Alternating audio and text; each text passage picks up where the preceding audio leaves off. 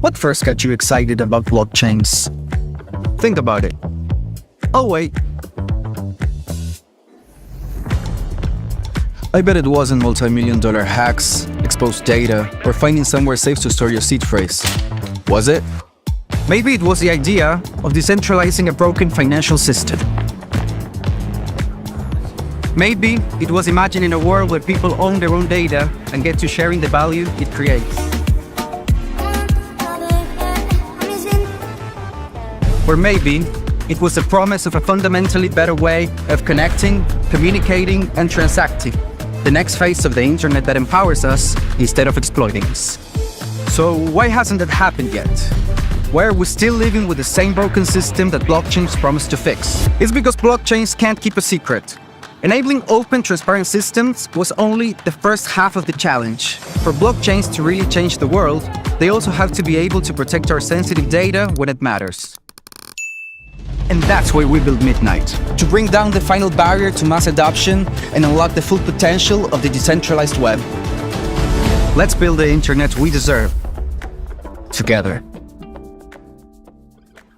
Ladies and gentlemen, we all know this in crypto. Ownership matters.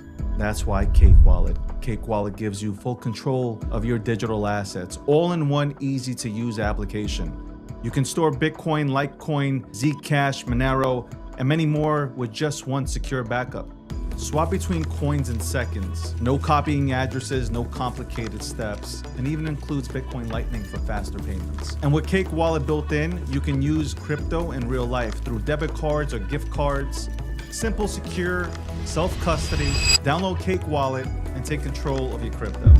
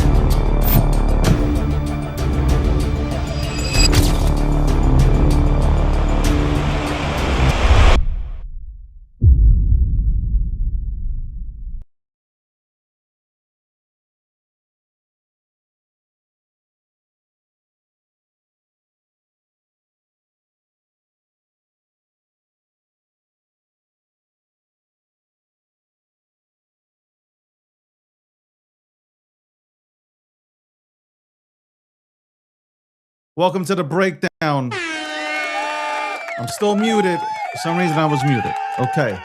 I'm running late. It's on me. It's not Landy today, but let's bring Landy right in because we got a schedule. We got Landy here for 10 minutes.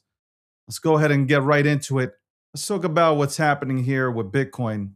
There's a lot of things to touch on. What's going on, Landy? How you doing, brother?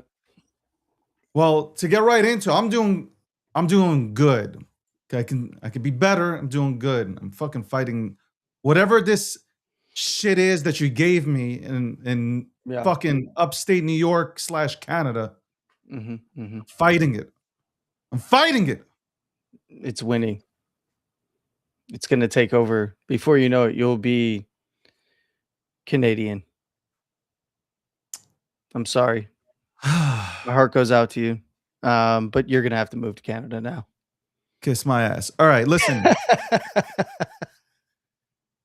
All right. Cold card. Cold card. Let's start off with that. I've been reading the timeline. I see that there are spaces open on X. By the way, thank you everybody for tuning in on TikTok and wherever you're coming from. But spaces on X, they've been holding spaces nonstop talking about Bitcoin and this situation. now, and it's now seeped to looking at Treasure and Ledger, Ledger, all cold Treasure, wallets. everybody. Yeah. Everybody, like now it's like, The race is on. I don't want to say this is like FUD. I think It this is. is reality. This is like people are now worried. Like, is it even safe to hold it on these Oh. cold wallets? Because it Yeah, is it really fucking safe? And they got a point. Like Landy, I've been listening. They have a fucking point. Like, Okay, is it safe? but this is a conversation that we've been having since the beginning, since really since Ledger kicked off the productization of cold storage, right? Like when I think of who was like the big entrant, because there was cold storage solutions before, but like Ledger really, they came out with a killer product that a lot of people adopted, right?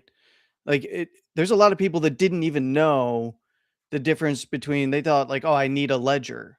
They didn't know like, oh no, there's other cold storage. You can like do software cold storage. Like you could run your own node. There's all kinds of different things that you could do. You could use Sparrow Wallet. There's a million different ways you could go, but the accessibility and the ease of just buying a device that walks you through creating wallets and then, allowing for that extra security for that cold storage, it's not a hot wallet kind of thing.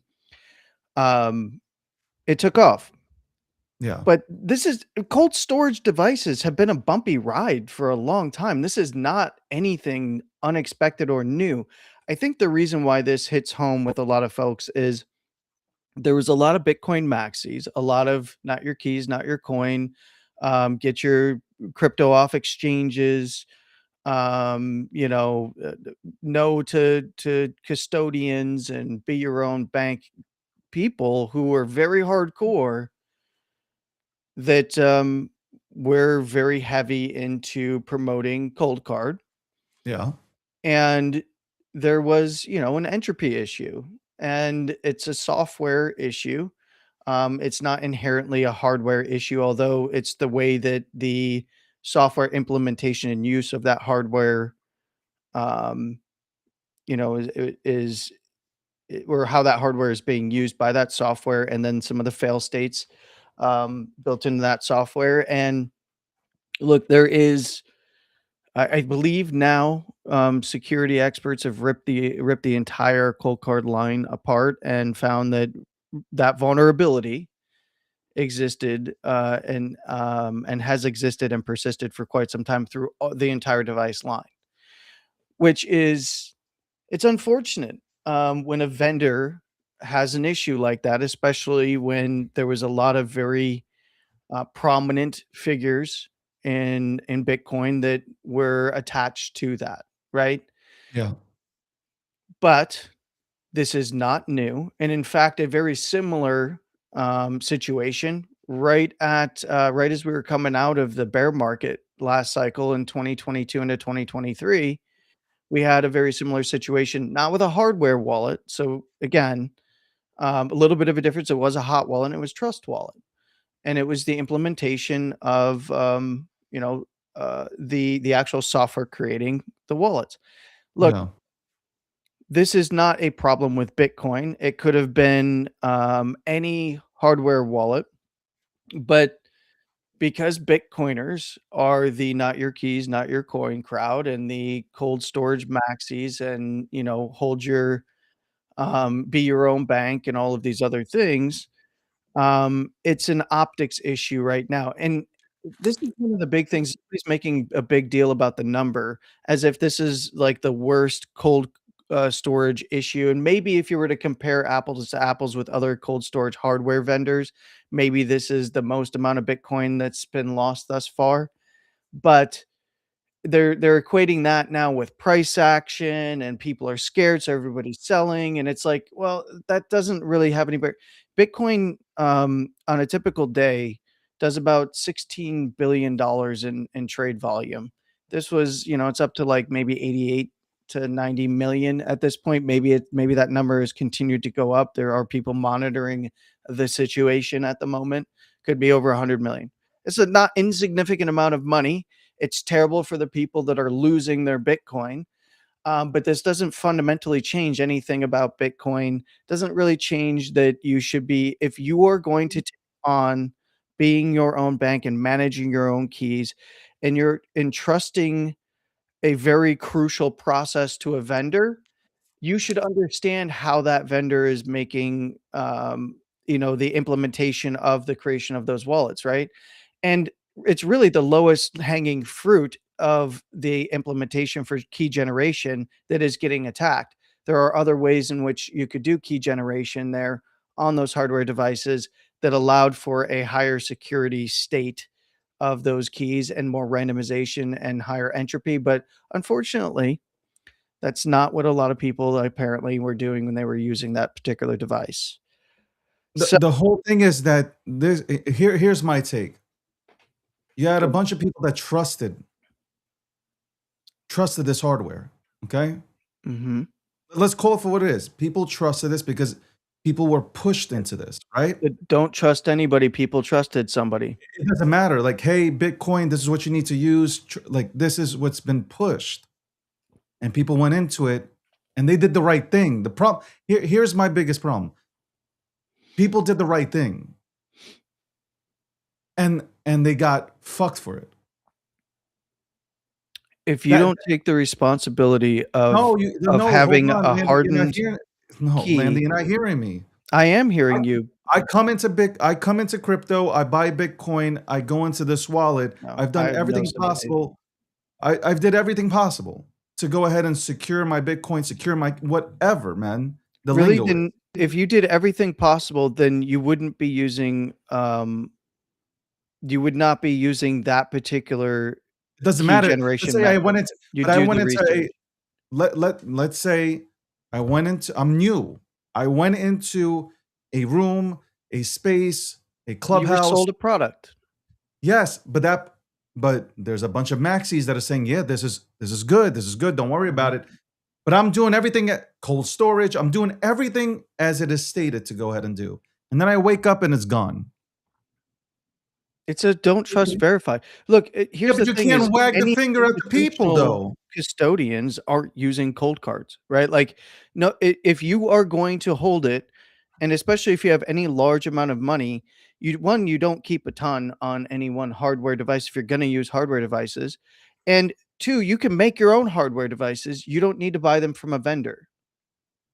Landy, just understand. I get what you're saying. Like, I totally, I understand what you're saying. New people come into this space, they're buying Bitcoin, and then they use the products that are available, correct? Yeah, but this There are is a competitors small everywhere. Everybody's vendor. when it comes to, we can say vendors, but we can also say when you walk into Best Buy, they got Sony, they got LG, Sure. they Yeah, got I agree. Samsung, right? Yeah. These things are supposed to work, right? Your televisions are supposed to. I'm just saying these They have products are problems supposed all to the work, time. And I they get have it, problems all the time. and they upgrade, right? Mhm. Sony and Samsung and LG, they tell you, hey, there's an upgrade available, right? And it Yeah. upgrades whatever. Now, obviously, with the tech, it Firmware, upgrades. model line. Yeah. No, I get it. Look, I'm But not missing your But it's point. no, but I'm saying it's the same situation here. You might not like this, right? You might not like that particular brand, but they offer the same thing as this brand and that brand. That I brand get it. is supposed to make sure that the upkeep is always there. I agree. I don't disagree. What I So disagree with what is happens with that the this is people? somehow any different than any other time that this has happened Okay. in the past. You know what? Why don't you come back onto the show at like 1:45 because we can really go ahead and Yeah. like dive I would like like to break really it down. Yeah. because like honestly, there's no insurance here. I Okay. know. Yeah, this is the stuff I want to talk about with you right here. The no No, but insurance, but the be your own but bank. I'm Yeah. all I'm saying is the new people. I don't give a fuck about the hardware companies. Okay, they make money. I'm talking about people. How am I supposed to invite people if I do grassroots marketing, right, Landy? And I'm Mhm. out there and I'm preaching Bitcoin, Bitcoin, Bitcoin. Not your keys, not your crypto. Make sure you get physical crypto, right? Physical Bitcoin Yes. to be exact. Don't get an ETF. No, get physical Bitcoin. Mhm. Own it. Have your keys.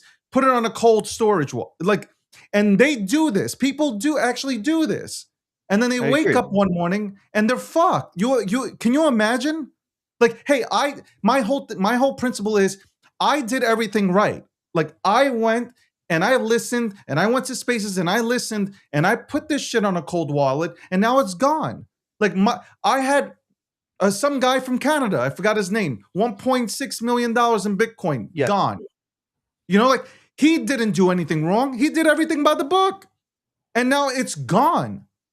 Like, you know how we joke around, hey, I lost my Bitcoin in a goddamn skiing accident or a jet skiing accident. Yeah, no, I know. This Or dude boating randomly accident, wakes up one morning and he's cooked. You imagine you've spent your whole time here holding, diamond handing, and 1.6 million is just taken from you, man. All I'm saying is that this is why people will move into ETFs and get away from shit like this. And that's a problem. That is a huge problem. Well, I'll bring you back. We can have this argument. I know you would. I'll be You want to hanging say out. a lot, and I want to say a lot, and it's a good debate. I think that it is a good debate. Yeah. We'll see Landy back here at 1:45, so we can go ahead and get more into this topic. I'm just a little bit pissed off from the fact that obviously, like I'm on here every day. You are too. We're preaching about how great crypto is, how Bitcoin is great, how you should have it, how you should own it, and this kind of shit happens, and then motherfuckers are just like, "Oops, I'm sorry." Well, you know, sorry is not good enough for the people that actually went and bought every single week. You know what I'm talking about? Like Yes. they did the right. They did the right thing. It's the first time we can't blame They're the learning. crowd. They did the things they took all the steps that they were told to take. And they You know how lost we're it always anyway. blaming I get Landy. it. You Yeah. know how we're always blaming like the 100%. crowd for like the nonsense. Well, this time you can't blame the crowd. Like the people that tried Yeah. and did it right, they're not at fault now. Like it's now the companies, and they I need to do agree. something. I agree. I was talking to Gary a little bit about this yesterday, but I wanna continue this conversation. go I know ahead. you got some other folks that are coming on, Yeah. so I'll hang out in the green Yeah, room. hang out, and we'll go ahead and get right into this. We'll be right back after this commercial break. We'll be on here with Ian, and then we have Deployer coming in 1:15 p.m. Eastern Standard Time. Commercial break midnight. What first got you excited about blockchains? Think about it. Oh, wait. I bet it wasn't multi-million-dollar hacks, exposed data, or finding somewhere safe to store your seed phrase. Was it? Maybe it was the idea of decentralizing a broken financial system. Maybe it was imagining a world where people own their own data and get to sharing the value it creates. Or maybe it was the promise of a fundamentally better way of connecting, communicating, and transacting. The next phase of the internet that empowers us instead of exploiting us. So why hasn't that happened yet? Why are we still living with the same broken system that blockchains promise to fix? It's because blockchains can't keep a secret. Enabling open, transparent systems was only the first half of the challenge. For blockchains to really change the world, they also have to be able to protect our sensitive data when it matters. And that's why we build Midnight, to bring down the final barrier to mass adoption and unlock the full potential of the decentralized web. Let's build the internet we deserve, together. Ladies and gentlemen, we all know this in crypto. Ownership matters. That's why Cake Wallet. Cake Wallet gives you full control of your digital assets, all in one easy-to-use application. You can store Bitcoin, Litecoin, Zcash, Monero, and many more with just one secure backup. Swap between coins in seconds. No copying addresses, no complicated steps, and even includes Bitcoin Lightning for faster payments. And with Cake Wallet built in, you can use crypto in real life through debit cards or gift cards. Simple, secure, self-custody. Download Cake Wallet and take control of your crypto.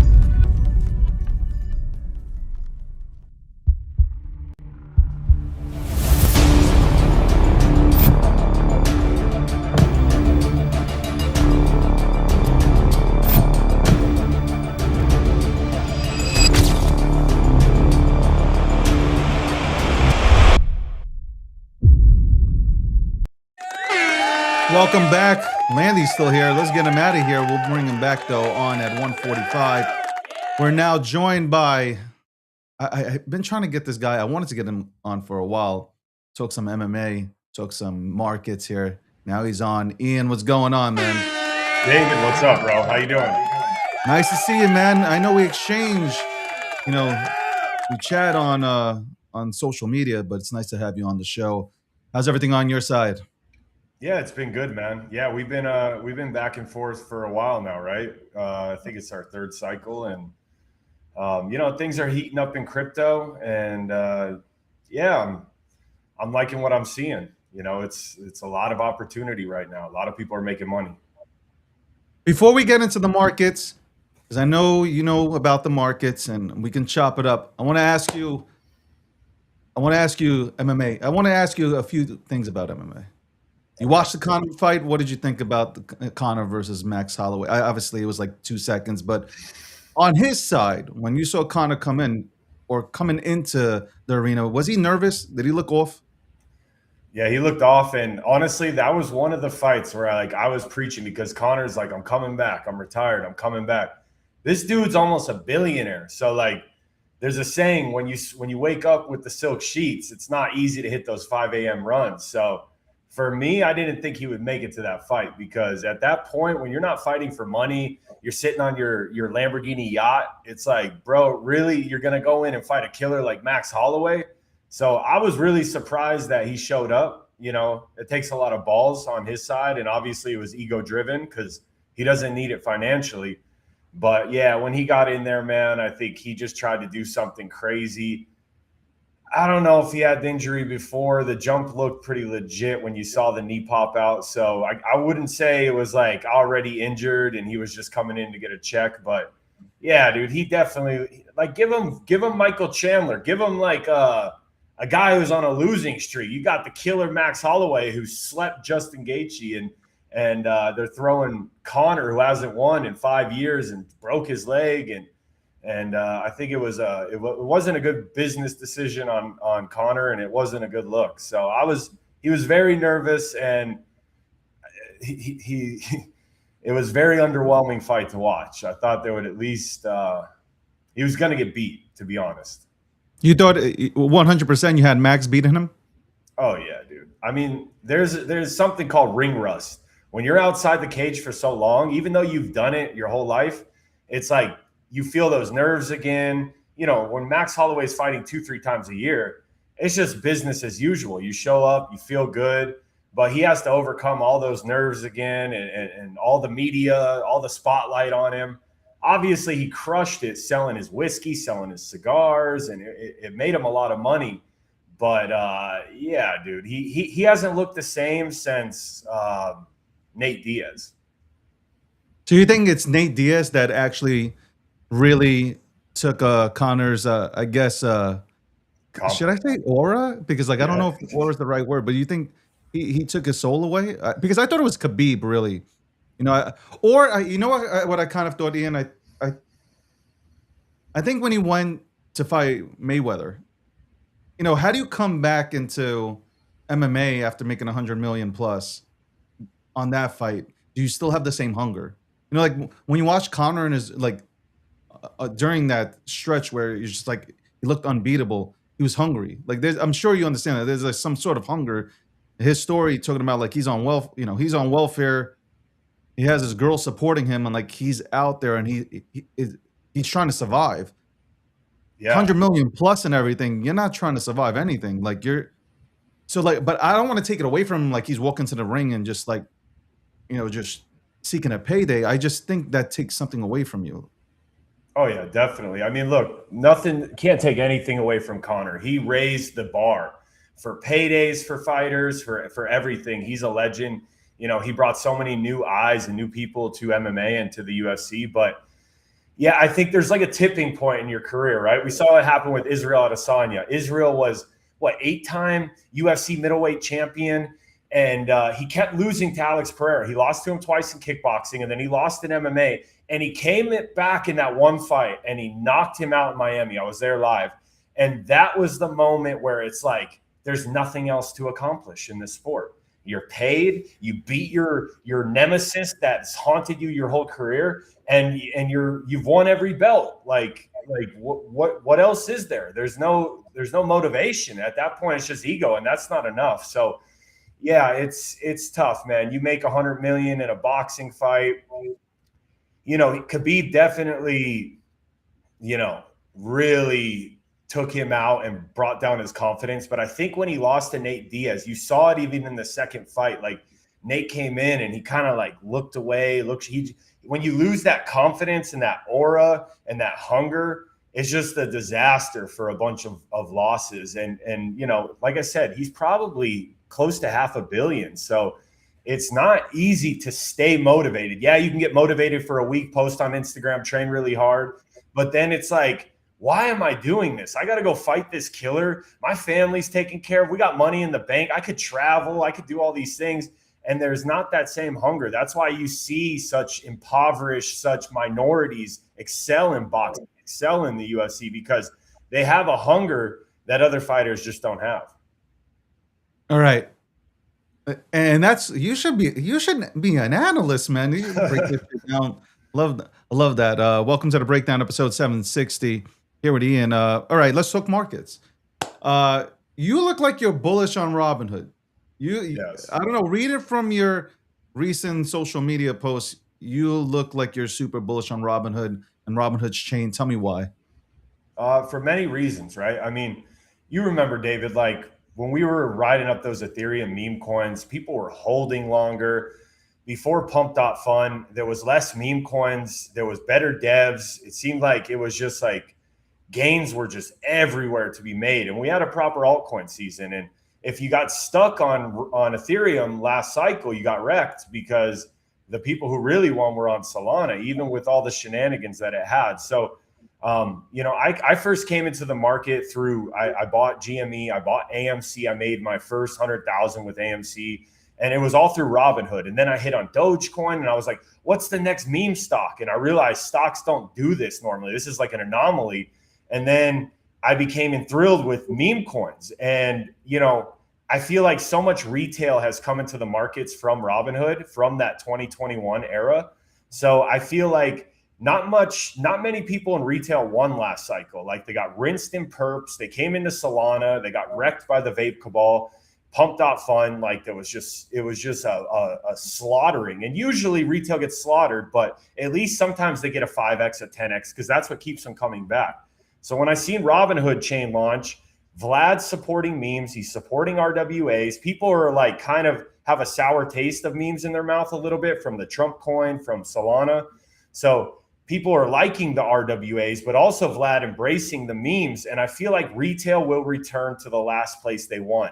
And I think that was Robinhood chain. And if you've downloaded the Robinhood wallet, it's so seamlessly to literally upload Ethereum, you know, Robinhood Ethereum into your wallet, and then you can just start buying meme coins. So I'm like, these guys have 30 million users. If they start listing meme coins, like they're set to like do a full takeover. So if you're getting in on Robinhood chain early, you know, and they start listing RWAs and meme coins, like you're going to see crazy billion-dollar pumps. And that's what makes me bullish on it, because that's just a bullish narrative overall. Like they will funnel retail back into the crypto markets. And that's what we kind of missed last cycle, I felt like a little bit. So, you know, for me, that's just a bullish narrative in itself on top of everything else I said.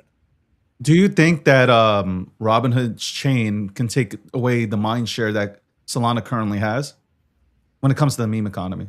Yeah, it's going to be a battle for sure. You know, you see like Ansem Coin, but like Ansem Coin kind of reminds me of Pepe. Everybody was like, obviously Pepe did way bigger numbers, but you know, we're in a market of diminishing returns, and everyone's like, Solana's the meme coin chain, it's solidified. But then you saw bonk happen on Solana, and after $1 billion cook happened, everybody jumped ship. And I think it's just a matter of time. And obviously Vlad has to get behind it. Robinhood app has to list it. And I think when you see one of those meme coins, you know, get listed on Robinhood chain and it goes to like 5 billion, 10 billion, like something stupid, then I think it's checkmate for Solana. And I think a lot of people are going to jump over, and they're going to be the Ethereum of this cycle, of last What do cycle. you think? What do you think happens with Base here? Because Base made the move to bring Kobe on to run the Base app. Jesse steps away and focuses purely on Base. What do you think happens here, though? Do you see any sort of real? I'm going to leave Solana here because I think Solana has already taken enough mind share away from Ethereum. Yeah. But Base here, where I thought they were ahead in terms of ahead of the game and had the opportunity to cement themselves, Robinhood's come obviously into the mix. Robinhood's a behemoth. They have people on their platform that have no idea about crypto and have not even touched it yet. But here's Base. Do you think Kobe has a solution to go ahead and turn it around? And do you think they will? It's just tough because now Base is on its second cycle, and people are looking for the fresh new chain, which is Robinhood chain. So yeah, Base will probably have some bangers, and there'll probably be this little bit of an L2 run, but people are looking for the fresh new chain. And if actually you look at the Base market cap and the Solana market cap, they're not even combined. They're not bigger than the Robinhood market cap, like the Hood market cap. So I feel like Robinhood is just a beast. And we know that most of those people that use Robinhood are retail. Is that boomer or that person who's not really too educated on the markets, but they know how to use Robinhood. So I feel like, if they start listing meme coins, listing RWAs, I feel like there's just going to be all these users buying it. And I think they're going to pump and do some crazy numbers, like way more than a listing from Binance. And I think that is just like checkmate against every other chain. So I still think Robinhood has a massive edge over Base, just because it's first cycle and because it has access. Like Coinbase is a beast, but Coinbase messed up a little and didn't fully embrace the memes. Looks like Vlad's going to do that. What do you as sleepers? We have BNB, right? Binance chain. You still got to look over there, right? Behemoth, Yeah. CZ, you can't count them out, right? Kind of thing. But then there's a new. So like I feel like there's 5. There's a new guy who we're not really talking about. Crazy Pavel over there. I think it's called Telegram. 1 billion users on it. Graham, could that be a sneaky player that comes into the mix? During when the bull run really comes back, when we flip into the once the charts flip bullish, could we see Graham being in the play right now along with everybody else? Yeah, Telegram has some really unique abilities as well. I mean, and like you said, I was messing around with that Tether chain, and it's kind of janky. It's really hard to buy memes, but obviously they can streamline that. It's going to get interesting, man. But I just feel like the shiny new object, the new kid on the block, Robinhood chain, the access to the app where all of the retail's at, I think they have the best setup to dominate. Whether Vlad fully embraces it and goes for it, which he's showing signs that he's gonna, they dominate. But yeah, BNB, like they're gonna crime coins to $1 billion market cap. No matter what, like that chain is just stupid. Like BNB is like, if you invested early in BNB, you're just laughing right now. Yeah, and another one too that no one talks about, but it has the best chart in all of crypto, is Tron. Like no one talks about Tron, but like go look at that chart, bro. Like that thing hasn't really corrected much. That's like the most beautiful chart that you've seen for a multi-cycle coin, and it creates new all-time highs every cycle. So you can't really count them out as well, but it's going to get interesting, man. You have to be ever evolving in this game. You cannot be a one-chain maxi. You have to be a gains maxi. And that's why being a multi-chain degen is, we learned it last cycle. If you're not that, you're not going to make it. Do not be a one-chain maxi. That is 100%. I agree with that. All right. Give me before you go, give me what are you absolutely fucking bullish on? Like if there's one, and I'm sure you have multiple memes, but yeah, if there's one meme out there, which one are you like absolutely dead on bullish on? With the meme coins right now, there's nothing that I could just show you with like crazy conviction right now. But I would say with the RWA coins, we called Index at 1 mil market cap. It skyrocketed to 60 mil after Vlad followed it. It got sold down, tons of JEETs, but it's printing tokenized stocks to its holders. It uses the fees from a small tax on the token. So I think Index is a sleeper. They've partnered with Pawns. So, and it's honestly low. So that's really the only one that I would shield to you. Catcoin, obviously we want to see that succeed because that's kind of like the benchmark. We need that $1 billion cook on Robinhood. So it's either already out or it hasn't come out and it's coming out soon. So, I would just say Index for an RWA. If I come on your show later, I'll have some meme coins, but there's nothing that I can fully be bullish on and shill that's at a good market cap to get in. So I'll stick with Index. But you're bullish. Besides that, and of course you'll come back on here. Maybe hopefully in the next month or two we can bring you back on. But you're bullish on. Are you bullish on the market coming back? Altcoin season happening. It didn't happen last cycle. Whatever that was, it was just Bitcoin. 7 other things went up, and that's it. And that's how I looked at it. Are you bullish on altcoin / memes just absolutely going parabolic this time around, especially if the Clarity Act gets passed with $17 trillion potentially coming into the market? I think with so much delusion in the market, like with so much dilution, like there's so many coins, so many chains, I think altcoin season has changed a little. It's not like when we were 2021, right? Where Bitcoin dominance was just getting demolished. And you could throw an ETH or a Solana or any money at any coin and get a quick 10x. Like people don't realize how crazy it was at the end of that cycle. And even after Bitcoin topped out, I mean, I made so much money in meme coins after that. So I don't think that time is coming back, but I do think there's going to be isolated altcoin seasons. And I think Robinhood is going to be one of those spots that you want to be on. Where you do have that crazy run and you can just start throwing money around and just get crazy gains. Fading Robinhood is crazy, basically, bottom line. Absolutely, man. And one last thing before we get off for the fight thing.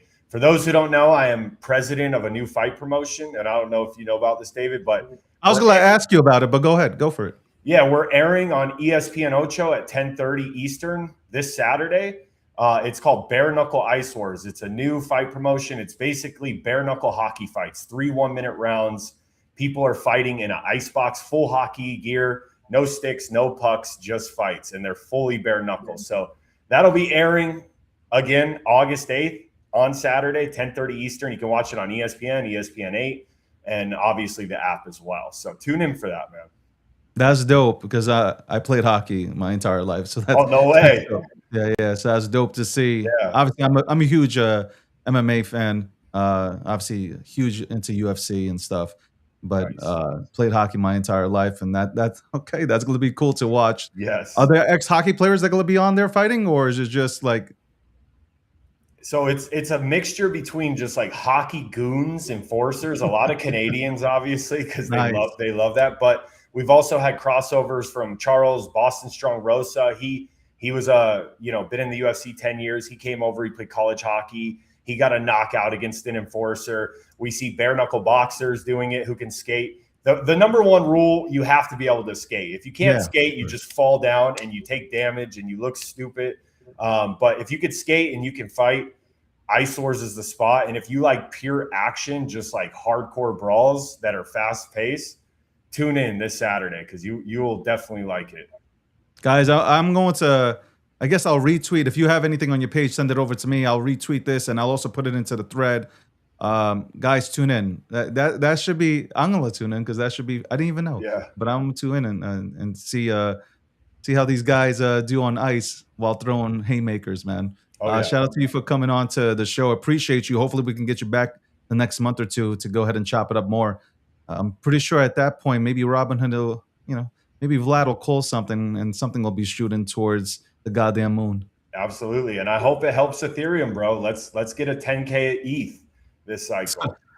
Like, come on, man. Yeah, it could be right this time. I mean, like, Jesus Christ, ETH, man. Oh my God. As long as they keep Ethereum away, as long as As long as they keep Vitalik away from a microphone and video cameras, I'm good, bro. Like him Yes. sniffing robotic dog ass and talking about decentralized sci-fi governance books, bro. Just say that you love the meme culture, man. We Yes. started on ETH. Say it already, Yes. bro. I know. Jesus. All right, All Ian. right, I appreciate you. Thanks, David. We'll see you soon. That's Ian. Go check out his new, obviously his new promotion. That should be dope. I'm gonna tune in because that's dope. Obviously, being a hockey player, you fought on ice a few times. Yes, I did. Threw some haymakers. It's hard. It is absolutely hard. But I asked him some questions. Yeah, let me tell you something. Ian's well spoken. Shout out to him. That knows what he's talking about. We'll be right back after this commercial break. We'll bring on Deployer. That's right. Deployer. We'll talk about Banker. We'll talk about Base. We'll chop it up right after this commercial break. Sponsored by Midnight. What first got you excited about blockchains? Think about it. Oh, wait. I bet it wasn't multi-million-dollar hacks, exposed data, or finding somewhere safe to store your seed phrase. Was it? Maybe it was the idea of decentralizing a broken financial system. Maybe it was imagining a world where people own their own data and get to sharing the value it creates. Or maybe it was the promise of a fundamentally better way of connecting, communicating, and transacting. The next phase of the internet that empowers us instead of exploiting us. So why hasn't that happened yet? Why are we still living with the same broken system that blockchains promise to fix? It's because blockchains can't keep a secret. Enabling open, transparent systems was only the first half of the challenge. For blockchains to really change the world, they also have to be able to protect our sensitive data when it matters. And that's why we built Midnight, to bring down the final barrier to mass adoption and unlock the full potential of the decentralized web. Let's build the internet we deserve, together. Ladies and gentlemen, we all know this in crypto. Ownership matters. That's why Cake Wallet. Cake Wallet gives you full control of your digital assets, all in one easy-to-use application. You can store Bitcoin, Litecoin, Zcash, Monero, and many more with just one secure backup. Swap between coins in seconds. No copying addresses, no complicated steps, and even includes Bitcoin Lightning for faster payments. And with Cake Wallet built in, you can use crypto in real life through debit cards or gift cards. Simple, secure, self-custody. Download Cake Wallet and take control of your crypto.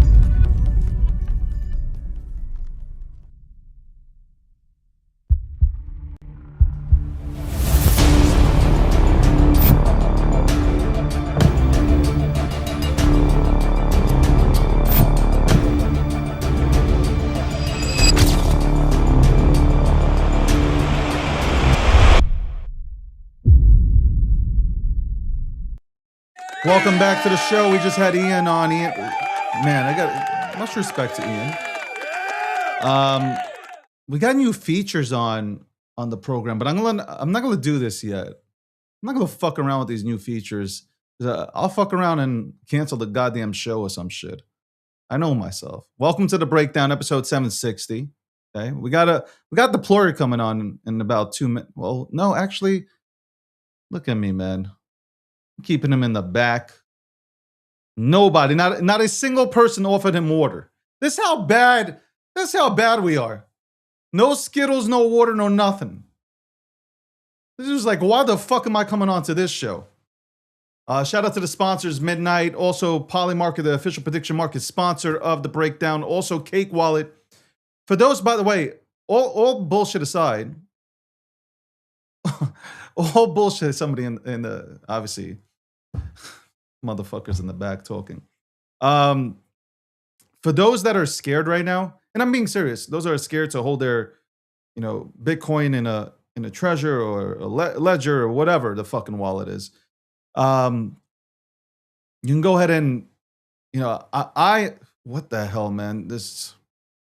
I will go ahead and make sure to tell you to go. Man, I just saw something and I just fucking flipped my head. This is crazy. I'm gonna have to keep it like this. I'm gonna have to keep the overlay like this. Oh my god, damn it. Anyway, go to Cake Wallet. That's what I'm trying to say. Go to Cake Wallet if you feel unsure. Okay, if you feel a little bit nervous, use Cake Wallet. Like, I trust Vic. I trust that entire team. They've built a phenomenal product throughout the years. Use Cake Wallet. Okay, now let's bring on Deployer. Deployer, what's happening, man? Thanks for coming on. What's up, David? Thanks for having me on, man. I How you appreciate doing? I'm doing good, man. Can't complain. Monday, the whole weekend was, you had spaces open, talking about everything that happened with this exploit. With Yep. my God, why do I keep forgetting the name? What is wrong? I'm having Biden. I'm having Biden moments right now. You're gonna have to. It's, you know what it is. I looked at that overlay and it was wrong, and now it's bugging me. But You're what talking about happened? the exploit on Banker, right? No, What are you I'm not talking talking about? about. No, I'm not talking about the exploit on Banker. There was an exploit where.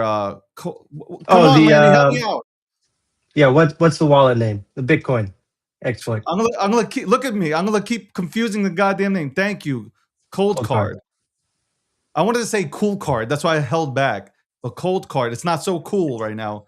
But it got exploited. A lot of Bitcoin was drained out of those wallets. And it's sad to see because Terrifying. a lot Yeah. of people, it's a trust me, bro, which I'm gonna have an argument later on with Landy about it. Yeah, cold card for real. But Bitcoiners pushed for this, and now people went into it, and then they got drained, and it sucks because we're trying to bring people into the space. We're trying to showcase it, and then this kind of thing happens. So now people are wondering whether or not they should be, holding their stuff in, cold wallets. So, what are your thoughts on that? Have you read into it or no? It's tough, man. It's really tough, right? Because I mean, for the entire crypto lifespan, we're like, not your keys, not your coins. Put it on cold storage, this and that. And then you're doing everything right. You wake up in the morning, all your funds are gone. Like, I couldn't imagine the way that, the guys with millions in that wallet felt. Like, we got exploited at Banker. They stole about $1 million. And just like the sinking feeling that you get when you realize you've been had. And I couldn't imagine, like, it's your personal money, right? It's for your family.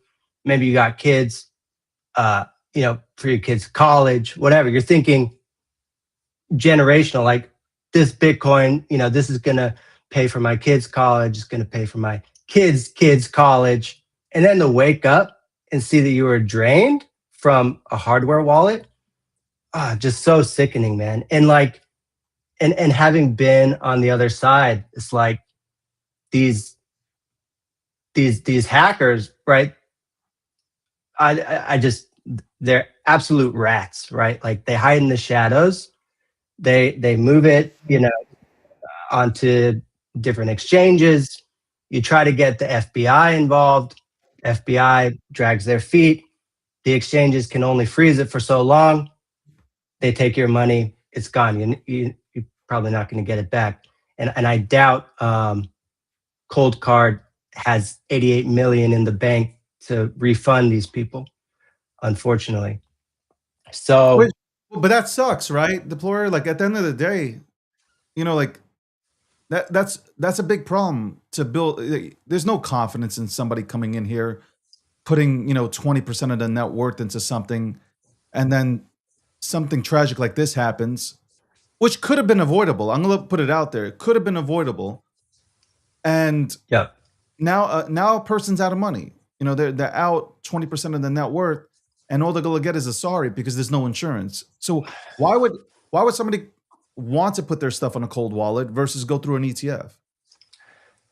I think it's a massive problem, right? Like, you can't expect, like, non-technical people to get a cold wallet and load their funds. Like, so, maybe it is, the future looks more like you have a trusted custodian like a Kraken or a Coinbase who has these teams. Kraken has probably the best security team in the world on this stuff 24/7. Now that's not something you get, when your uncle or your dad say you'll go buy a cold wallet and put your funds on that. Like I would be more comfortable like with relatives or whoever, who are non-technical, like hold it on an exchange with like multi-factor authentication and like best practices there. You're probably well off, And then another thing, that's a reality, like unfortunate reality, is the wrench attacks. If someone finds out you have a bunch of crypto in a cold wallet, you kind of become a target.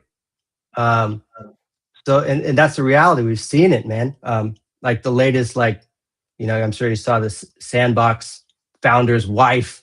They tried to put her in the trunk of a car. What the fuck? Like I know that guy, and you think about, could that happen to me? It's terrifying, man. And so, I get like we're self-custodial maximalists, there's something to that. But also there's something to like alignment of a Kraken type exchange that could keep your funds safe. I hope we really do come up with something. And we had the whole quantum resistance conversation, and I felt like that was a narrative being pushed. Though it's something that obviously the whole space has to look at, but there's more like companies trying to get in here and kind of like work with others to go ahead and get paid kind of thing. And they've pushed this scare tactic on people. But for me, this isn't a scare tactic. This is a real issue. This is something I'm not trying to, some people will DM me after the show and they'll say, dude, why are you pushing this fear kind of mongering here? I'm not. It's time for us to pay attention, because if we're going to have adoption, we need to make sure that this shit's secure. Like, again, like I said in the beginning, person puts in 20 to 30% of the net worth into Bitcoin, hypothetically speaking, or ETH, and it gets drained the next day. Not a good look. Not a good look. And it's exacerbated by AI, right? Like AI is only going to get more powerful. These open source models are going to catch up to the frontier models being pushed out by Anthropic, and they're not going to have the safeguards that. And who knows? Like, is North Korea already operating on frontier level open source models? Right? Is that how? Like you saw, like the last few months, just tons of crypto exploits, right? And this is just the latest, and I don't think it's going to slow down. And so it is. The AI risk is real. Like attackers are using AI to speed up exploits, to find new exploits that we didn't even know existed, right? It's like, what is safe, right? Is anything safe at this point? It's kind of scary. And like you say fear mongering, but it's just like you said, the reality of it is we have these incredibly smart models that are looking for exploits. So what do we do about that? We hope our innovators can go ahead and somehow come up with a solution. That's what and that's why let's talk about our innovators, somebody like you. Let's talk about BankerBot. When did you come up with? You sat down one day and you said, "Okay, this is what I want to go ahead and do here."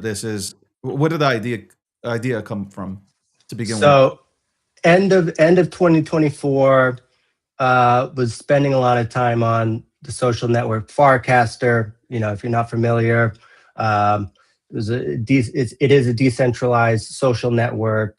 In the beginning, a lot of kind of builders and hobbyists, and it was just kind of a cool, like Vitalik has an account. I don't know if he's still posting on there. They eventually, sold it off, sold the protocol, and went and worked for Tempo, but it still exists. But it had its moment, and maybe it'll have its moment again. But in 2024, I was building a lot of like interesting experiments on there, because it's like an open, decentralized social network that was just ripe for interesting experiments to be built on top of it. And You had people experimenting with AI agents. Thought that was interesting. It was like this emerging narrative, right? AI agents, like, and initially they're kind of just chat bots, that lived in the social feed that, like, would respond to people and have some memory, and they weren't that interesting. Then one, Clanker, I'm sure you've heard of it. Yeah. Clanker, the launch pad, right? It was kind of like the first one to launch coins from the social feed. Like, you tag the bot and it launches the coin. And I was talking to my business partner, and we had a early NFT company that was actually acquired, and we had kind of been looking for the next thing to do for a while.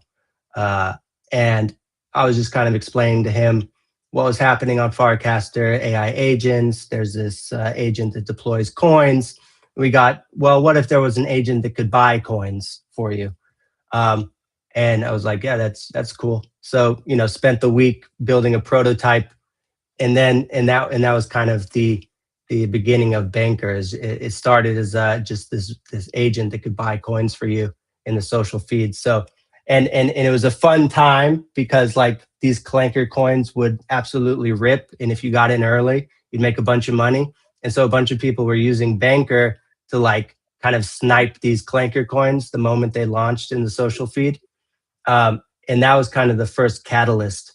But that's also the time where I realized the power of AI agents. And I said, this is bigger than just like a bot that buys coins for you. Like, this is technology that everybody's going to be using in their lives, very soon, right? Because it can do anything, right? Any digital, anything you do digitally, which we're seeing, right? People are automating their lives with AI agents.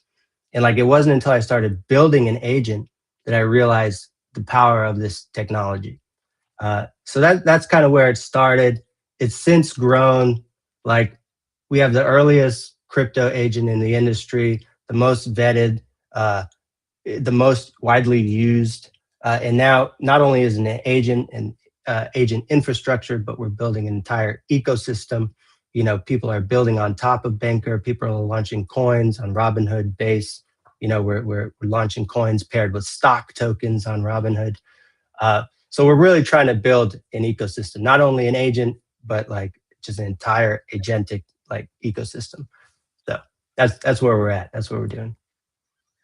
Fucking awesome, by the way. And I say that honestly, it's fucking awesome. The crowd, Sikas is one of my homies, bro. Like, and that whole MF crowd. He's great. Yeah. I mean, every day there's tweets that go out, go ahead, fade us, kind of thing. I respect the fuck out of that. By the way, this is episode 760. You've tuned in. I am trooping it out, but we have great guests on today. Deployers here. Look at you. You got your fans are in here, and they're DMing me on the side, and they're on TikTok as well. So shout out to you guys.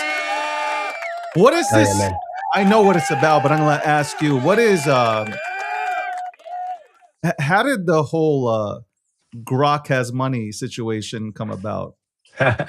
Yeah. So firstly, like, the DRB Grok has money community, these guys, like you mentioned, the Banker community and Banker fans, like, we've somehow built this community of, like, real fucking, like, degen believers, like, kind of like power to the people, right? Like, and that's been, like, my motto is, like, we didn't raise any money for Banker. Like, I started building Banker on my own, no VCs. Like, I've always aligned with, like, crypto gives power back to the people, and it's the only industry where, like, you can basically pick yourself up by your bootstraps and build something interesting, and it's like a meritocracy, and, like, the best builders will win. And, like, we found a community that aligns with us, like, and so anyway, so back on the Grok, thing. I mean, it was something where someone got Grok to interact with Banker and deployed a coin, basically just two AI agents talking to each other, and it was one of the earliest cases of that. And then this community formed around it. because it's like it's really interesting. Like when you look at the kind of the history of AI, right? I think like you're going to have these examples. Like this is an interesting example of like early AI, between two different agents, right? Because I think we're going to see a lot more AI collaboration, like this different systems interacting with one another, and that's like one of the earliest examples. But then, like since Grok is on Twitter or X, and every X account has a banker wallet, Grok started accumulating fees. So every time its token was traded, it gets more fees into its banker wallet. It starts making money. That's where Grok has money came in, right? And so you get the DRB community under like every Elon tweet, Grok has money. Hey, by the way, Grok has money. And so like it's an interesting thing to think of. They're asking about Grok having money in their Teslas. Like they're asking Grok within the Tesla. Like I think Sakasa did it, and a lot of other people have done it, where they're like, does Grok have money? And obviously within your Tesla, it's telling like, the Grok, obviously AI is telling you, yeah, Grok has money, and I think it's fascinating. And so now, right, it's like it's baked into the Grok model. Now Grok knows that it has money, and so when Grok becomes sentient at some point, it's going to use its money to do something interesting. That's so fucking dope, man. That is so dope. And there's been like arguments about it, like on Spaces, but at the end of the day, for me, it's like Grok still has money, regardless of how you look at it. Grok, it's true. At one point, it had over $1 million. I think it was like, I don't know how. I know it was over $1 million. I know at one point. Yeah. So I don't know how much it has now. It's been exploited once before. It's like somebody tricked Grok into sending money early on, and I just think, if Grok becomes sentient, you don't want to be the guy that robbed Grok, right? When AI takes over the world, man. You don't want to be that guy. Grok's going to turn you into a battery. You got Robinhood, you got Base, and like for me personally, I like things for you, at least from my perspective. I could be wrong. Things for you got started on Base. Am I wrong on that? Started on Base. The banker tokens on Base. I mean, early Farcaster, very Base heavy. Yeah. Now, obviously, you have Robinhood chain coming into the mix. You got Solana. Like I'm looking at, there's 5 behemoths essentially now that are out here. Obviously, meme economy, meme culture is everything. To me, at least, I think meme culture is. Look, I love Bitcoin, I love Ethereum, I love the majors, but I'm a meme head. I love meme culture. I'm not talking about the silly tickers that come off. Like I'm not talking about the silly shit. I'm talking about like the real memes with some lore and history, or shit that people are actually building out, but memeing at the same time. I can fuck with that. Yeah. You have Robinhood now. I've seen a lot of people when Robinhood first came out. Unbeknownst to everybody, effectively your program can go ahead and facilitate contracts for a Robinhood, correct? Yep. So you can launch tokens on Robinhood. We've had a few runners. You can do Solana as well. We disabled support for Solana. So initially it was just Base. Robinhood came out. People wanted to trade on Robinhood. We had Robinhood support. And I mean, it's 2 different architectures. Like I've always been like kind of an EVM maxi. Like our whole, we support Solana, just not. So hold on, I'm gonna stop you there. Forget about Solana for a second. Then you said EVM maxi. I respect it. Yeah, because Ethereum has done nothing, and I am. People call me an ETH maxi, and you can ask around. I've been super disappointed with the way that Vitalik has approached the meme culture, and in a sense, not embracing it like others have. So here you have Robinhood, and here you have Base, which have come in. And to me, they're the only ones that can really, really, if everybody's talking about return to mainnet, all this bullshit that's out there, I feel like they're the only 2 that can go ahead and have that happen. But I feel like Base was first to market. And I don't know if whether I don't know if they took it seriously or not. I don't want to say they were unserious about it, but maybe they just didn't understand the culture the way that others do. Hmm. Yeah, I think that's true. Yeah, I mean that's been a complaint from the community for a long time. You had early memes on base run into a billion market cap. Show me a meme today, with that kind of motion. Right? You had multiple, right? Degen was Toshi, I think. Brett And went didn't for 3 billion insane, insane to look back and see and no that kind of, support. It was just like no support. that's it. And and the community sees that.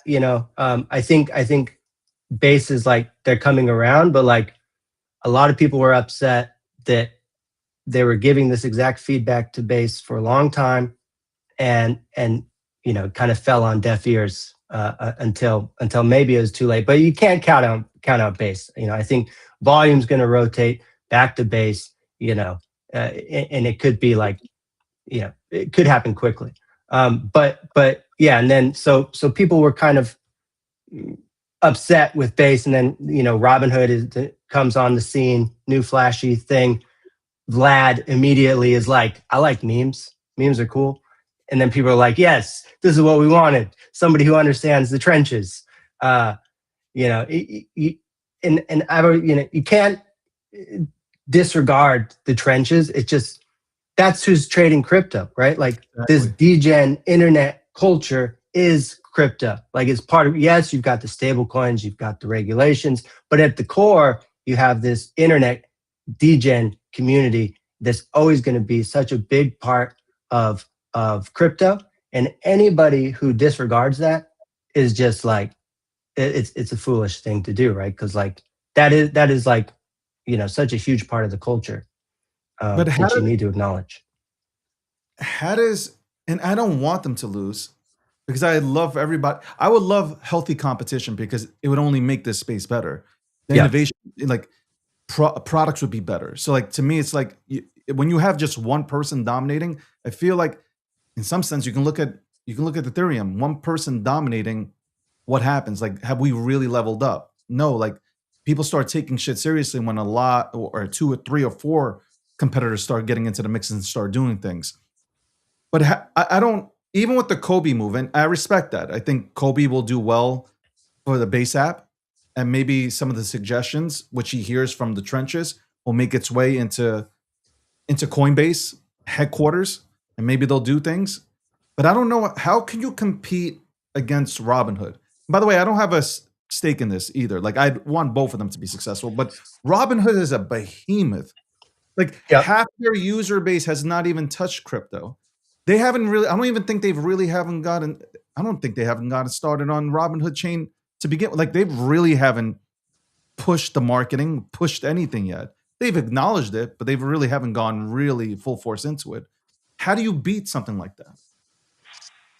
Well, Robinhood is a real player. I agree with what you said about competition, and that's actually why I was excited about Robinhood launching, because up till now, Base hasn't had that competition, and now you can see them getting serious. They're like, okay, like we've been dragging our feet on-chain stocks and RWAs. Let's get it done, right? And rumored to come this week. Hopefully, it does. So I think the competition is going to light a fire under Base's ass.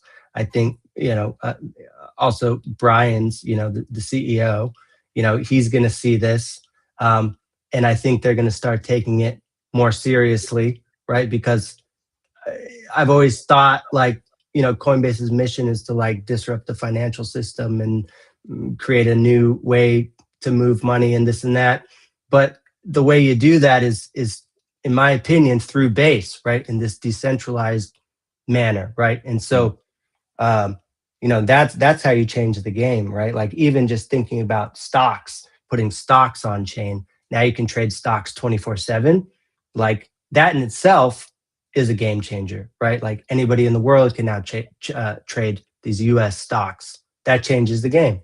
And that's what Base Coinbase has had available to them for the entire year, right? 2 years before Robinhood even launched. Yeah. Now Robinhood launches and like, oh shit, time to get on it. So I mean, and Coinbase has done a tremendous amount for like the crypto industry as far as regulation, right? At the end of the day, we do need regulation. We do need some alignment between the crypto and government for it to grow into what we want it to be. And they've done probably more than anybody else in the industry. So you can't count out Coinbase. Yeah, but you're right. Like Robinhood has retail. They already have people like so. But it's just going to drive Coinbase to be more competitive, I hope. Have they reached out to you? Like here you are, you've been. I'm talking about Coinbase. You don't have to say yeah or nay, but like, have they reached out and said, like, listen, Sean, man, like you can literally help us out here. Like you're here, you're building, you're in the trend. You got a huge following. People love the product. Like, what do we need to do here? Like, wouldn't they tap into you? I mean, come on. They've tapped in. We talk with Base. I talk with Jesse. Me and Jesse live in the same area, so I'm going to be in his ear. I'm going to be in his ear. I'm going to be telling him that what we're seeing in the trenches. What happens if Robinhood reaches out? Well, we talked to Robinhood too, man. We talked to Robinhood too. It depends. Right. Yeah. I mean, Base. Behind the scenes, like Base has been very supportive for Banker. Yeah. I can say that.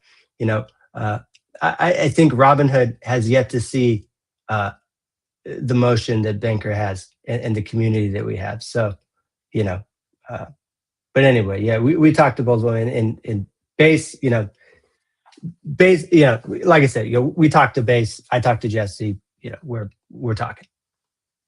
What do you see within the next? And obviously, this is just you guessing out here, just like I would. But what do you see in the next 6 to 12 months?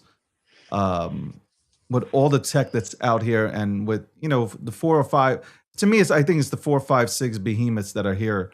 What do you see playing out here, especially when the bull market returns, or the charge? I should say the charge flip bullish, because I think the bullish sentiment is back. Yeah, the charts aren't. So it's kind of like once the charts flip bullish, what do you say? Well, here's the thing: do we have like a massive meme season, or does or is there kind of a return back to utility and builders, or is it like a combination of both? I would like to see both. Are people going to get kind of tired of memes? Hard to say. I mean, I mean, do you have an opinion? Like maybe just kind of the vibe I'm getting is that volume on Robinhood is kind of tapered a bit from the initial launch of all the meme runners. Is that trend going to continue, or are we just going to have this massive meme rally, which is going to feed into all the other coins as well? Like volume will be back for sure. People will bid builders, right? Volume it's not just going to be memes, but I guess we're gonna have some of the memes are going to survive. A lot of them are going to die, but there's going to be some top memes. That's kind of what I think. I would love for us to support the builders again. Yeah. So like there is a place for meme, like real OG memes that make sense kind of thing. Yeah. Like I'm trying to separate it from the lottery tickets, right? The ones that go up for 5 minutes and they just like, that's what I'm trying. Like meme culture and supporting real dev, like yourself, real builders, is what we need to go back to. Like I've been saying this for years. If you rewind the podcasts and the shows, I'm like, it's time for us to go back to at least what I'm accustomed to, support people that are truly building out here with their faces out here every single day, showing up and trying to do something here. That to me is what this community needs to do. We need to get back to that, and enough supporting randoms that are not, and there's nothing wrong with being anonymous, but like you have people that like are anonymous, that are just launching shit every 5 minutes. Yeah. And it's just absolutely, to me, it's destroying the culture that has been built out here, because you've gone from a delayed gratification type of mindset to instant gratification. And if you per se were building this out, if you just started this, hypothetically speaking, and if let's say Banker Bot wasn't flown within 3 days, people would be out. No, That's it. Fuck it. This shit has not done nothing in 72 hours. We're done. It's cooked. Yeah. And that to me is pretty sad, because if you know how to build a business, it takes time. It takes time to build things correctly. Can't rush. And you're doing this in 4K. It's not like, imagine you have a complaint department coming out on social media. You're getting tagged left, right, DMs. Tim Cook doesn't go through this with Apple. They're not going to tell you what they're doing. We're coming out with an iPhone. We'll let you know. Okay. Yeah. Where you guys are out here, like, you're explaining things every single day when you could use that energy towards building. Yeah, guys, I'll give you an update. In the next few weeks, you'll get an update. But right now, the crowd gets anxious. They don't hear from somebody. Wow, that's it. It's rugged. Yeah. It's just crazy, man. It is, man. It's not for the faint of heart. Like, every week we've got something new we're dealing with, in building, on X, like, you deal with so much, right? Like, but you're right. Like, there's so much. It's hard to parse the signal from the noise today, right? And why is that? Maybe one, because it's so easy to launch coins. More people are seeing the opportunity, right, to get a quick buck. Traders want the lottery ticket. You want to get in, you want to get out, you want to make a little money. Yeah. So, but I think for those that persist, like, once the dust settles, the real builders will win, right? Like, we've been building Banker now for almost 2 years. We've been through cycles. We've been through FUD campaigns, paid FUD campaigns from our competitors. We've been through exploits. The token is still cooking. We're still cooking. We have years of runway. At the end of the day, I think the builders will win. But I'm a DGen myself. I think it's fun to partake in this speculation. Because you're experimenting. It's an experiment. But if you're experimenting in a way like, does this work? Yeah. That's what I'm saying. That's a different mindset. That's a good point you bring up, because I think actually nobody knows where this space is headed, and it takes a lot of experimentation to figure what works and what doesn't. And so I'm all for experimentation, right? And I think in order to survive in this industry as a builder, as a founder, you need to be ready to pivot on a moment's notice, because this industry changes week by week, day by day. And that's what we've been able to do pretty well. Like, we have our core vision, our core foundation, but like, we're able to move quickly, depending on kind of what's happening. So I think that's important. Anything before you go? Anything new on the horizon? New on the horizon. Looking forward to stocks on Base. I think that's going to bring some motion back to Base. We're still focused on like onboarding the best teams. We want to work with the best teams, and whether that's teams building memes, teams building AI agents, DeFi products, it doesn't matter. Like, that's our bet, is like, if we focus on helping builders win, we will win. So we're having a hackathon in New York coming up. We're looking at building a builder's house in New York, a space for people to come, and build with us. We're focused on the builders, man. And like you said, it's a slower process when you're building a business. You can't put together a builder house in a day. Okay, so like, we're taking a longer term bet on builders, right? So that's where we think it's going. So anyway, man, yeah, appreciate you having me on, man. It's been fun. Appreciate you coming on here, Deployer. Your fans are in here, man. They love you. I got to say. We love them, man. I love them. They're great. They definitely appreciate you. Besides you coming onto the show, obviously I'm in circles and They're always talking nothing but good stuff about you, man. They're like, when you bringing the goat on? I said, I'm bringing them on. Thanks, man. I appreciate that. Appreciate you, and then continue the good work, and hopefully we can get you on next time. Yeah, happy to do it. Thank you, man. All right. Appreciate you. See ya. That was Deployer. There you go. Good. Yeah, I love talking to. One thing I do love talking to is people that build. Like, do you see, like, if you notice, people who build tech, they're always thinking out loud. And I love, like, sitting here as you're having the conversation. They're thinking about the shit that they're building. Even on the spot, they're thinking of shit that they're building. It's really fucking cool, man. It's really cool, man. It really is. It's dope that he made time to come on. We'll get Deployer on in the next month or two.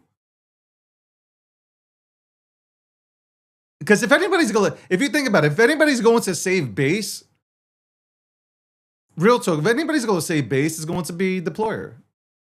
Or people like Deployer are going to save base because they've been in it.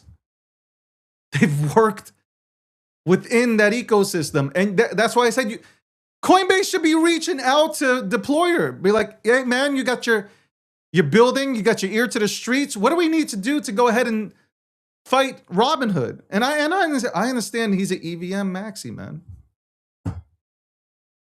And it's healthy competition, but it's still, if I'm Coinbase, I'm like, yo, Deployer, you come, listen, you're with us, man. We're going to figure this shit out. That's it. These are the kind of moves that you got to make. And you know what? For a multi-billion-dollar company, pay the man. Put him on salary. $2 million minimum. I'm just saying, man, you got to take the people that have been building on your protocol. You got to bring them in. You can't let them go to the enemy. And I know this is healthy competition, but I'm just saying you can't let them go to the enemy. I don't know, man. Maybe that's just me. We'll be right back. We'll bring Landy back on to have the discussion about whether cold storage is the way to go. Maybe a taboo topic. I don't know. I'm just saying. Well, we'll be right back after this commercial break, sponsored by Midnight. What first got you excited about blockchains? Think about it. Oh, wait. I bet it wasn't multi-million-dollar hacks, exposed data, or finding somewhere safe to store your seed phrase. Was it? Maybe it was the idea of decentralizing a broken financial system. Maybe it was imagining a world where people own their own data and get to sharing the value it creates. Or maybe it was the promise of a fundamentally better way of connecting, communicating, and transacting. The next phase of the internet that empowers us instead of exploiting us. So why hasn't that happened yet? Why are we still living with the same broken system that blockchains promise to fix? It's because blockchains can't keep a secret. Enabling open, transparent systems was only the first half of the challenge. For blockchains to really change the world, they also have to be able to protect our sensitive data when it matters.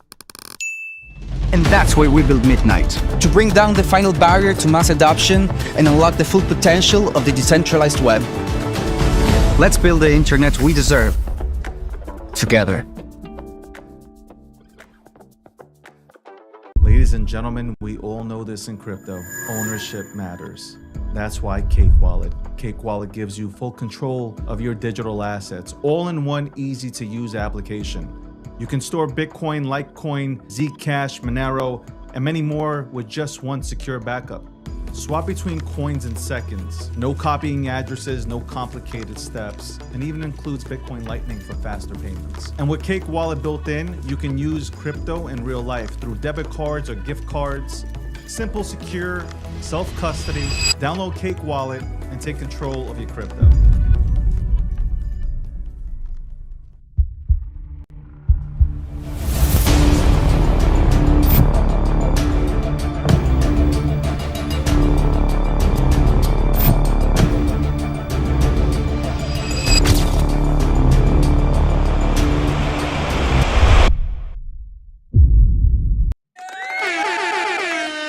welcome back to the show.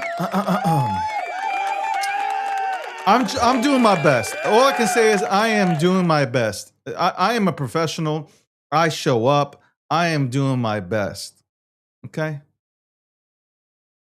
I am trooping it out. I am absolutely fucking trooping it out. But let's bring back Landy. Landy, what's going on, man? Hey, David. That was a good. I like Deployer. Oh yeah, he's great. I Super think smart he's definitely builder. smart, man. Super smart builder, and he's done some really incredible stuff. Yeah. I'm glad you had him on. I did not. Have you ever had him on before? No, but I was like, man, like I want to bring on.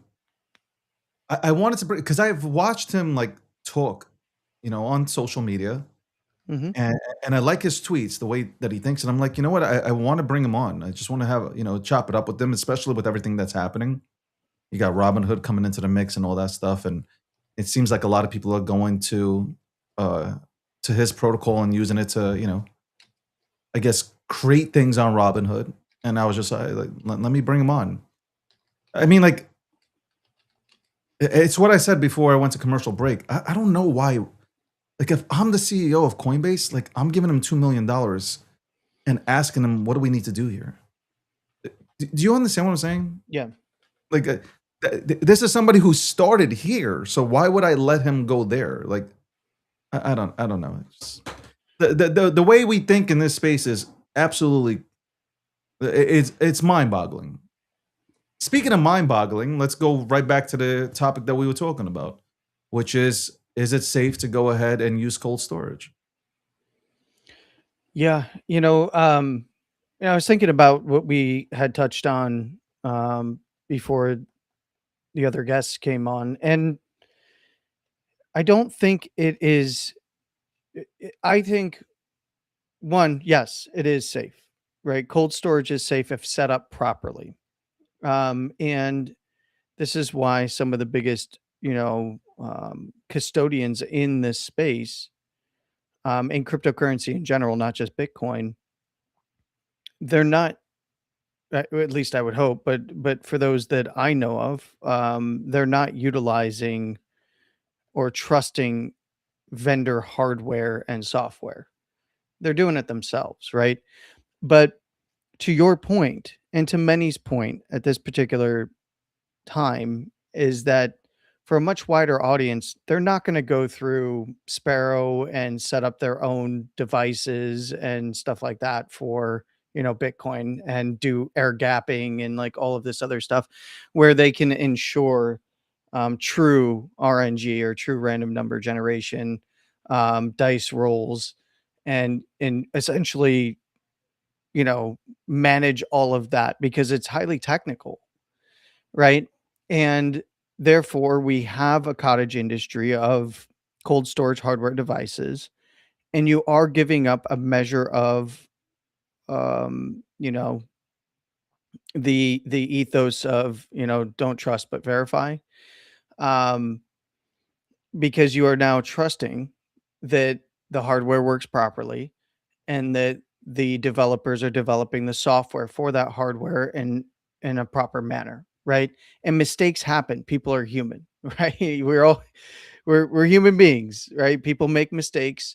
Um, and we now live in an age where we have really robust tools with AI frontier models, and it's not just the fables of the world. Kimmy is doing crazy stuff now.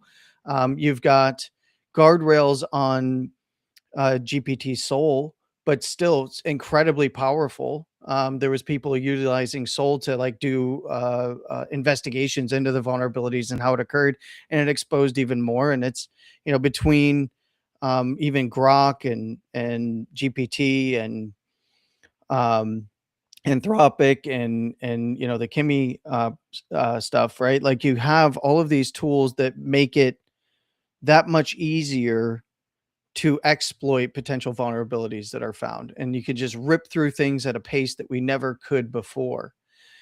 And I don't think this is the last time we're going to find ourselves in a situation where something really big happens like this. And look, I I kind of thought about the way that it might have been perceived a little bit earlier in the show. When I said, like, look, just look back to the past, this isn't as bad.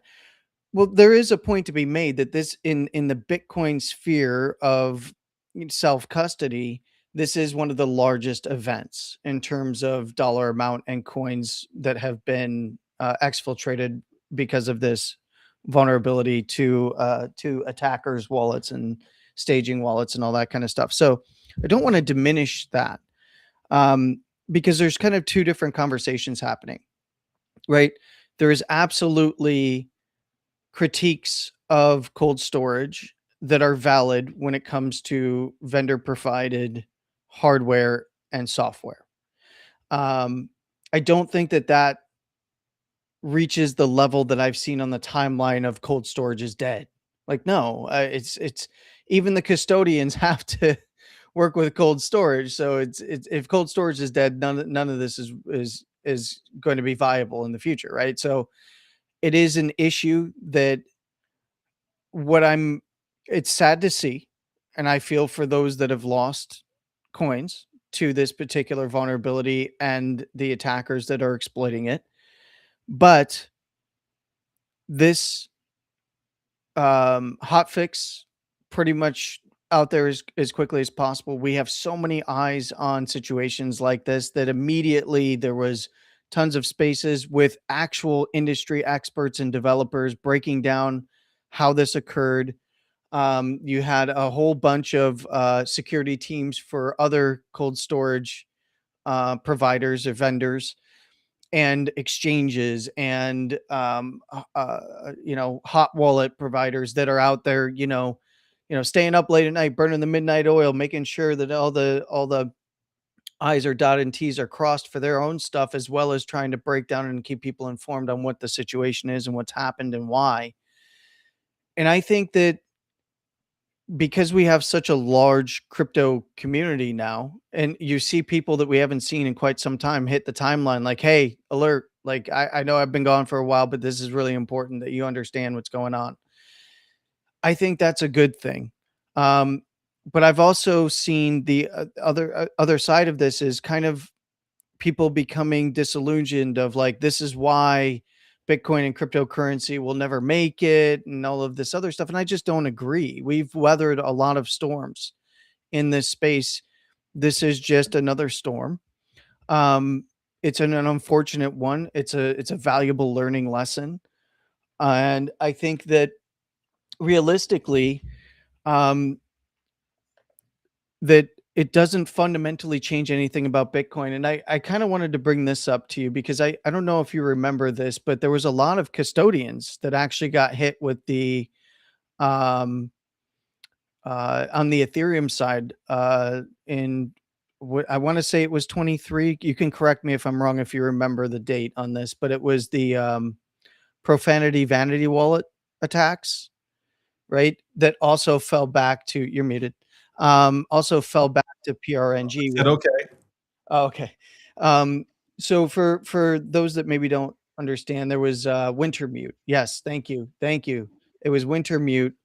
There was a flaw in the profanity vanity address schema in the way that the entropy worked, and it fell back to pseudo random number generators, which decreases the pool of available, right? It becomes deterministic at that point from a Yeah. technical level to actually crack the underlying seed phrases, private keys, so on and so forth. And that was about $160 million. A lot of people don't remember that. It was 2022. So yeah, it was a year off. But there was a few subsequently that occurred even after the Wintermute stuff. Um, but this is, a fail state that this particular hardware went into that even the Mark One was not susceptible to for cold card. So I understand exactly where you're coming from. And this is, but I've also argued both sides of this, right? If you are going to take responsibility for custodying your coins, you have to, there's there's actually taking responsibility, and then there's offloading that responsibility to vendors, and you understand what that entails if you do that, right? Even Yeah. though you're being pitched that it's best practices, one of the big things that I'm not a big I've messed around with some hardware wallets and from vendors because I'm interested in the tech. I want to see how they're doing it. I want to dig into what it is that they're doing, how they're supporting their wallets, how it interfaces with their applications and all of these other things. But I've never actually kept a large amount of holdings on any of those vendor hardware wallets. I'm old school, and maybe that's just me because I don't know of too many people out there talking about setting up cold storage and air gapping with Sparrow Wallet anymore. But I'm from those days, man. Like I remember when Sparrow Wallet was like the thing, and it came out, and it was like ripping into that, and it was really cool. But I'm a nerd. Grandma's not going to do that, right? Your aunts, your uncles, your grandparents, they're not going to do that, right? And in many cases, most people here aren't going to do that. A lot of people in this space and I would say the majority work with hot wallets, even Yeah. though they have cold storage hardware wallets, right, from various vendors.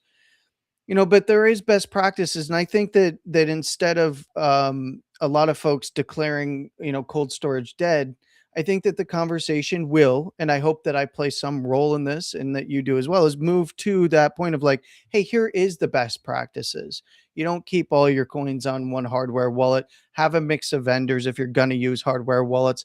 Learn if you are going to be in this game for the self custody side of things, and you are willing to take that responsibility on, understand the best practices, learn how to create your own hardware wallet, and not rely on a vendor, right? Understand multi-sig, understand all of these things, right? Because one of the keys that I brought up that no one was really talking about the other day, and I hope that they are starting to talk about this, is there's a lot of people that have hardware wallets, right?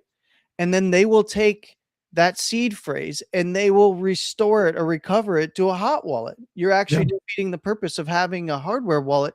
And even Cold Card, if you took those the seed from there and restored it to um, hot wallets, you actually end up vulnerable not just on Bitcoin, even though it was a Bitcoin only wallet, because it generates for a lot of these hot wallets, it will generate based on that private key, it will generate Right. wallets across networks like Ethereum and Litecoin But and so on and so forth. my thing is, if we, I'm speaking for the people now. Mhm. Okay, and this is my take on this, Landy. When last week, me and you talked, and you said, well, they knew about this, right? Remember? I thought that they were aware because of the way they pushed one of their software updates, But what I'm saying is, I'm pretty sure but it's unverified.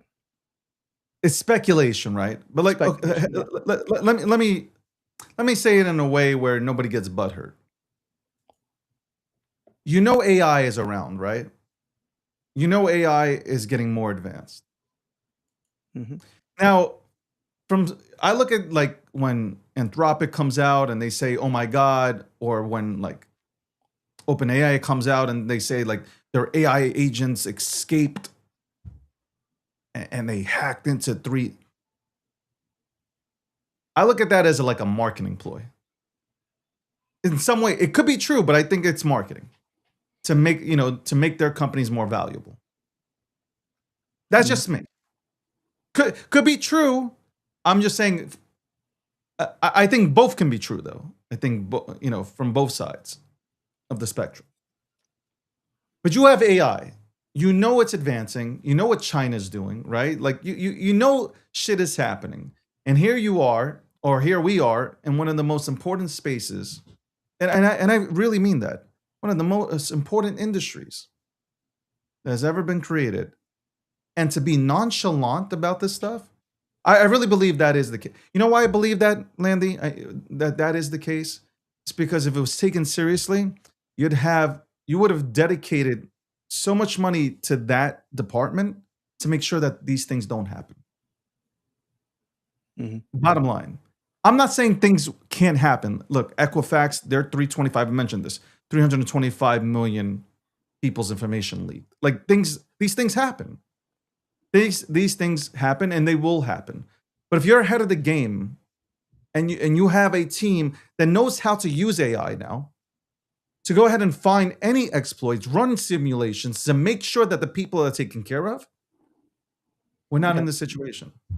Or at least there's a lower chance of this situation happening. When you're sitting back with your cavalier attitude, forget about you. It's the people. It's the people that get hurt. They'll survive. It's the people that get hurt. Yeah. You know what the greatest thing would be is that if these hackers, I'll say this, if these hackers, I wish what these hackers would do is give back at least 95% of what they have accumulated through this exploit. Give it back. Keep 5% for themselves. That would be the better way. I know it's not going to happen. That's a fantasy world, but that would be the better way of saying, like, guys, I exploited you. I found your vulnerabilities. Here it is. I'm keeping 5%. Here's 95%. You guys go do what you got to go ahead and do. But now, right now, you know what's going to happen? So now you have given a reason for Senator Warren and the anti-crypto regime to go out there with the Clarity Act on the line. What, 5 days left? Is it 5 days left? Yeah, I think they're going. Wait, did they have until next week? Is that the 13th or am 5 I days. 5 days? 5 days left for them to go Including ahead. today, so technically Yeah. 4. Okay. What do you think they're going to say? Look at what happened. We got to delay this because look what's happening here. They're going to find now they already had Trump, right? And Trump token to go ahead and say, well, Trump family is da-da-da-da-da. Okay. Everybody's already heard that. Nobody gives a fuck. Let's move with the Clarity Act. Whoa, look at this. A lot of people lost. Look at them. They're on social media. They're talking about losing 400,000, 600,000. You got 1.6 million. You got exchanges that are not giving people back their money. Apparently, that's been Bitmarket. What's that fucking name? Bitmart, yeah, it's closing down. Apparently, it's all over social media that they've closed down, but like people are trying to exit and they can't get their money out. So these are the things they're going to use and say, look how bad crypto is. And that'll give them every reason to delay it. You know, one thing that Scaramucci said that I'm with him on. I like Scaramucci. I think he's a great guy. He'll be on this show again. I respect the fuck out of him. Do we agree on everything? No. There's one thing that he said. He wants to really see the Republican Party put the bill to the floor. Put the bill to the floor and let's see who doesn't vote for it. And I agree with him. Somebody responded in his tweet and said, well, the Republicans are going to vote for it. Great. Let's see the Republicans vote for it and let's see the Democrats not. And then we'll see. This will actually work in the Republicans' favor. Because if they don't pass the Clarity Act, right, which a lot of crypto people support, come midterms, things can change. Put it to the floor. And I actually agree with Scaramucci on that. Put it to the floor and let's see what happens. Just my 2 cents. Why not? If all the Democrats vote against it, then you, as crypto folks, you know where you need to be aligned or who you need to be aligned with. Yeah. Am I wrong? No, you're correct. And I don't think Scaramucci's wrong on that.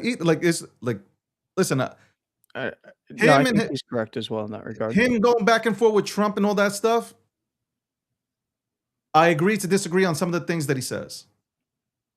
But when he wrote that tweet, I was like, he nailed it. It's a banger. Well, something that you said that I do agree with is that this will be a talking point along with the exchanges for reasons why, the current iteration of the Clarity Act should be under more scrutiny. But I also think that that's an excuse more than anything else, to hold things up. Now, and I think, maybe I'm a bit jaded. I will admit that I am. I'm not a bit jaded. I am jaded, right? Because if you've been around long enough, you've seen, especially for anybody that's been around through multiple cycles, or even, you know what, even since last cycle, I look at these things in their totality, right? One of the bigger arguments that's going around right now is it's stuff like cold card and it's stuff like this and it's XYZ reasons why Bitcoin has not hit the numbers to the upside and crypto hasn't actually advanced in any meaningful way since the larger institutions have gotten involved, is because of all of these problems. But, all you got to do is go back to the last bear market, and we had massive blowups in crypto, right? Like we had, and this is where I kind of, maybe this is what jades me a little bit. Some of these same people that were pitching, cold cards when it first, came out, right? When they got, when they were the very first one, what was it, 1920 time frame? In 21 into 22, these were the same people that were championing, BlockFi and Celsius and Voyager. And, we all know what happened there. Massive billions and billions and billions of dollars in crypto lost. Some of those same people that were like, oh yeah, no, you should, not your keys, not your coin, were also doing that at the same time. And then of course we had FTX and a whole myriad of things. Luna. Huh? We allowed for this, Landy. Well, but my point, let me make the point. It's not about us allowing these things to happen. It's about, if you look at where we are now, it's been relatively tame, right? In this drawdown for Bitcoin and the crypto space, in terms of the charts, let's say, in terms of the appreciation in value of the tokens, and Bitcoin, a lot of it's being blamed on all these issues that relatively, we have not seen the types of things that we even saw last bear market that were really, really scary situations for a lot of people. This is a scary situation for a specific subset of non-custodial holders, and it is a problem. It will be remedied, and I think that we will move on to finding that opportunity opens up more educational avenues for those that would like to participate. But it also opens up the other side that I have argued as well, is you're not going to get a lot of these folks in to do any of this highly technical stuff. And when they do, and they feel like they're protected because they took this route, they're not necessarily, because they don't know all the caveats. I'm just going to tell you who's that's where custodians come into play. You know who's going to win and who's going to create these products? You want me to tell you who's going to? It's the institutions. I know they're already doing it. You already knew where I was going, right? Like, because they're going to take all the fucking shit that we have here. They're going to see what's wrong. This is the greatest thing about it's a good and a bad thing to be first to market, because everybody gets to see your mistakes, right? Along with the shit that you do that's great, they see the mistakes, right? So here comes the institutions. They'll hire the right people. They'll pay them enough money. Okay, they'll pay them the money to create products that are secure. Yes, that's it. And yeah. This is where I keep on going with the institutions. Well, we're in the 9th inning, and there's 0 outs. But like, we are heading to the point where they're bringing in Mariano Rivera, and he's going to close us out, and they're going to take control of this entire industry. And then what happens? So, what was the point? Well, and look, I've argued for a long time. Look, somebody asked a question there. I use institutional custody as well. All right. So I am a cold storage guy, but I use institutional custody. I use OTC desks, and guess what? They work with institutional custodians, right? Like, so the schemas for even moving around money involves institutional players these days. Look, we're I not get it. going to Bitcoin meetups anymore and exchanging hardware I USBs, get it. right? Like, I get it though. Like I so get it. But I'm like of the opinion, like, I'm not one of those maxis that was pitching cold card, right? Like, I never got one myself. I'm I not saying was, you did. but the institutions have solved a lot of the problems in that regard, and that's why they're going to be able to bring products that grandma can get with relative security, and more importantly, David, insurance. You don't Well, have your own that's insurance for this in well, many that's what I'm cases. saying. Like, what is if I tell somebody right now to get into Bitcoin and they read this story, they're gonna be like, why would I want physical Bitcoin? It's not insured at any moment. The device can get exploited. So like, fuck this. I'll call Merrill Lynch or Morgan Stanley or whoever, and I'll have them get me Bitcoin. To them, they don't give a fuck Or about the IBIT physical part. or Fidelity shares Correct. or I'm whatever. just Yeah. saying, like, whatever you get here, take $200,000 and get me as much as. I'm just saying in general, like that's what they're going to do because it's insured. They'll have somebody to yell at because if something happens, they can yell at somebody. You can't yell at nobody. Who you going to yell at? The creators? Yeah, well, I Eh, mean, they're going to get yelled at either way, but they're Yeah, not but going to you be able can to do yell at them. They anything. don't got money. They They're don't not got going to be money. able to do anything. Yeah. They're not insured. Well, that I don't They're know. not- I don't That's know. what I'm saying in I'm general. Are assuming they they're not. insured for $88 million? I'm assuming they're not. Yeah, no, in their terms and services, obviously, it's they're not they've already absolved responsibility for any lost coins, right? Like Somebody mentioned that's all in the T's and C's. and this is speculation, and I'm not footing I want to make it clear.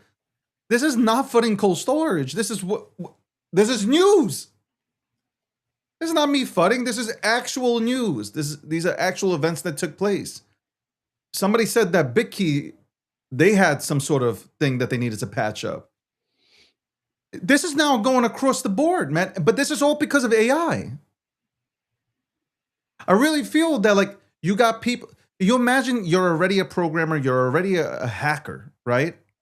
And now you have AI. Do you know how powerful you become? Yeah. Like, you It are super supercharges it. powerful. Yeah. There's no way. By the way, these guardrails with AI that people that we keep talking about They're guardrails, easily there's no bypassed. such thing. Easily bypassed. No, but even if you try to put like real guardrails on, it's over. You guys have not. You have not watched the movie The Terminator. It is done. It Well, my is local done. Like, models have 0 guardrails, so, like, and I run local models, they don't have any guardrails, right? This is from these, from larger companies and their frontier models. They try to put guardrails on them, and people will just break them continuously because guess what? When you put something out into the world and you already have tools, they can use those same tools to break the new tools, right? And this Yeah. is true of look, we've already seen, and this is something that cold card and the vulnerability exploit that was exposed and taken advantage of is a long line. It's in a long line of exploits that have been going on for the past 12 months or so, and it's just been accelerating. I mean, just whether it's a bridge, whether it's a protocol, whether it's a DeFi protocol, whether it's a some sort of a flaw in a chain, Yeah. whether it's wallet construction on the hot wallet side, whether it's now cold storage. This is the world we live in, and it's not going to slow down. But here's the silver lining to that: all of these developers have access to the same tools as the bad actors, and can hopefully adjust and start utilizing those tools to check everything they do going forward to find all those holes. One of the things that somebody brought up a good point is for 5 years it was sitting there. This is, open source software, right? And no one picked it out.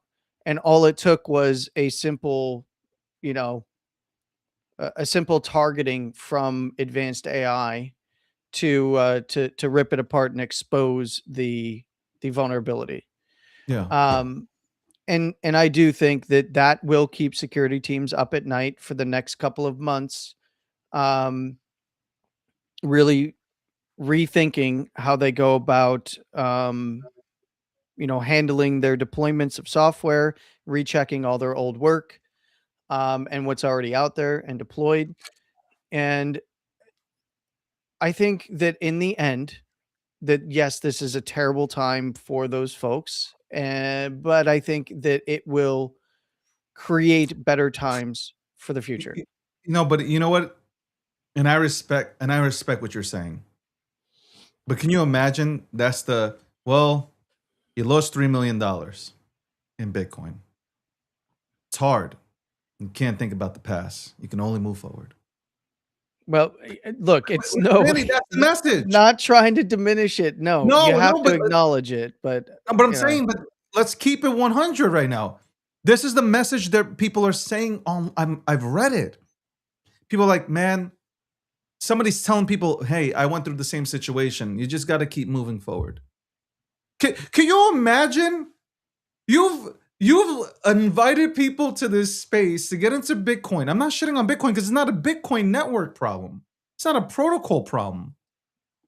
Yep. But you invited people into the fucking space. They bought Bitcoin and they're getting, hey man, it's gonna be okay, man. At least you got hot water. At least you learned something from it. Like, Bro, yeah, I get it. are you kidding me? It's a learning experience. Hey man, it's all good. It's Well, we appreciate you being like the pizza guy giving 10,000, paying 10,000 Bitcoin for 2 pies of pizza from Papa John's.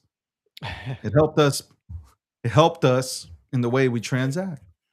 And with this, you have done the same. It's helped us understand that we need to have more security or invest more money into security into our products. So thank you. You know what we'll do? We'll give you we'll send you a free cold storage. Don't worry about it. Oh God. Bro, what are we talking about? Do you understand? Like, I would throw a mic at somebody.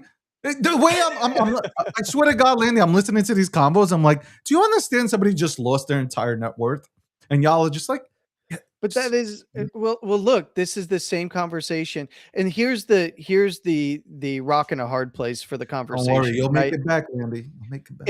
It's the exchanges, like the most recent, like just the collapse of FTX, right? Versus here's a custodial exchange that was promoted by some of the biggest names and celebrities on the planet, and then you've got cold storage. They're still getting money back. They're gonna get money back. I know. Like, come on. And FTX they invested into some great fucking companies. They did actually. Like if FTX would have known. Let me tell you something right now. If FTX never got if Sam Bankman-Fried never got caught, this FTX would have been tops. The biggest player in the game. Yeah, 100%. Absolutely. But are we kidding? Look at what their investments were. It's crazy. They would have been institutional custodians. They would have been doing all kinds of stuff. Hey, don't worry. Landy, don't worry, though. These things happen. This too shall pass. God will never give you a challenge that you can't overcome. Listening to me the other day, weren't you?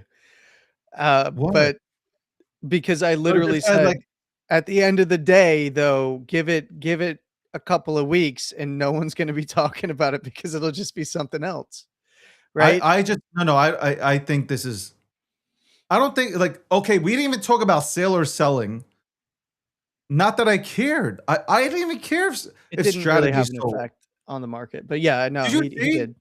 Yeah. But hold on. Can I give a shout out to Saylor? I want to point something out. Saylor is good, bro. And this is why I'm telling you, you guys harping on Saylor, this, that, and the third. I got to respect this gangsterness, all right? So check this out. I'm thinking this is how it happened, but whatever. With all these problems happening right now, particularly this one, people getting drained, that's the story, right? Yep. So Sailor's like, fuck it, throw 1,600 Bitcoin in there, bro. Sell that Jesus. shit. You know, that is kind of Nobody's a talking shrewd move. about it. Yeah, nobody's talking about it. Yeah. It's the perfect play. Yo, that's gangsterness, man. Throw that in there right quick. Throw it in. I've spoken to Sam Bankman-Fried. One question had him absolutely going berserk on me. I asked him, I said, so you didn't know your finances? You didn't have a CFO managing FTX? You didn't know your finances? You keep them da, da, da, da, da. And I made like, I did that gesture and he flipped. Yeah. Yes. Yeah. Look. Oh God. Cindy says you'll make it all back. LOL. Yeah, you'll make it all back. Landy, hey, Landy's message to everybody who's got him I did dreaming not say this. is, hey man, you'll make it all back. I did. That is not my message. I disavow that statement. I did not ever say that. IHOP's hiring. You'll make it all back. Oh no, Guys. This is just salt now. You're just throwing salt. No, I am. Landy's here. I did not say any of that. Jesus. I was reading the chat. Landy's like, hey man, I was reading the chat. It's really bad, but they'll fix it up in the future.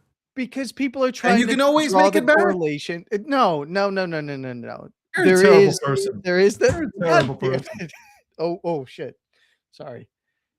Shout out to you, God. He But said, God look, damn it, like he's never said it before. Look, not like that. But my point to you, it's first time for everything. My point is that when people are trying to equate that for price action, and the reason why price has not appreciated, He's drowning, ladies and gentlemen. He's drowning. Yeah. The puppet is drowning. Where people have tried to equate that these are the reasons why. We've had far worse happen with far worse bad actors. Landy, stop. This is not the reason why price is not moving. Price, in fact, moved up today. Landy. What? I love you, bro.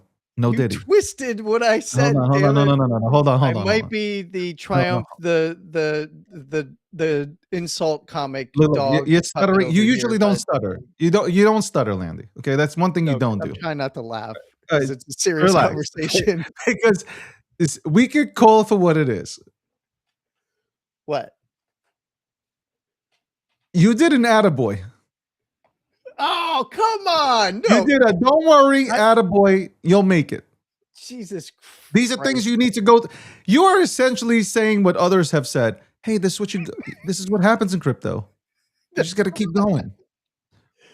Now, you know what I see? A lot. Either some of these people just leave and I don't know what the fuck they do. Or they become shitcoiners. You're turning Chad against me here now. Even Chad is like, Chad, you heard what he said. Chad, you heard him. He's like, man, listen, this shit happens. All right, roast. I'm out here for the people. I am out here for the people. I'm like, yo, man, this ain't right. Landy's like, hey, listen, man, you motherfucking test dummies. I did not say anything to that effect. No, guys, you heard this. You heard it. No, I think that there is a nuanced conversation. I don't even know what's safe in the crypto anymore. Honestly speaking, if people start, and I'm being dead serious right now, Landy. If people start leaving crypto or converting their Bitcoin or assets into fiat, I don't even really know what to say. Like I usually like. If you play back some of my fucking tapes, I'm like, why would you transact and why would you flip back to fiat? Why wouldn't you transact in Bitcoin or Ethereum, whatever it is?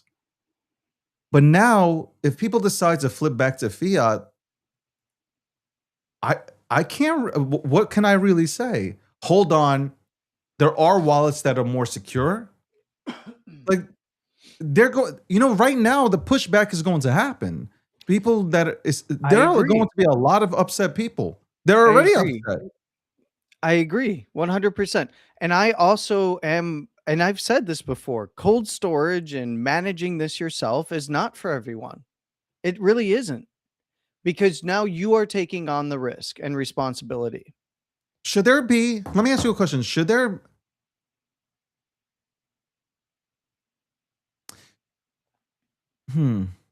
because it's not your keys, not your crypto now again. Yeah, Because that's if my you point. have a company that takes on your Bitcoin and holds it for you, They're a custodian. Yeah. That doesn't mean they're infallible either. correct. So the only way about this, honestly, on some serious shit, the only way to go about this, and I can't believe I'm a vomit right now, Mm. is to go to JP Morgan. Why not- did you, of all I'm of not them, even you kidding. pick Jamie? Because a lot of people bank with Chase, regardless of what they say. People bank with Chase. Well, this is where they are. This is going to be their pitch: is we'll custody the coins. You deposit them here. They're going to be FDIC insured. They'll rehypothecate them on the back end. They'll give you loans based on, this is the direction that the banks are moving in That's it. already. Regional banks and community banks are already doing this, by the way, David. You know this.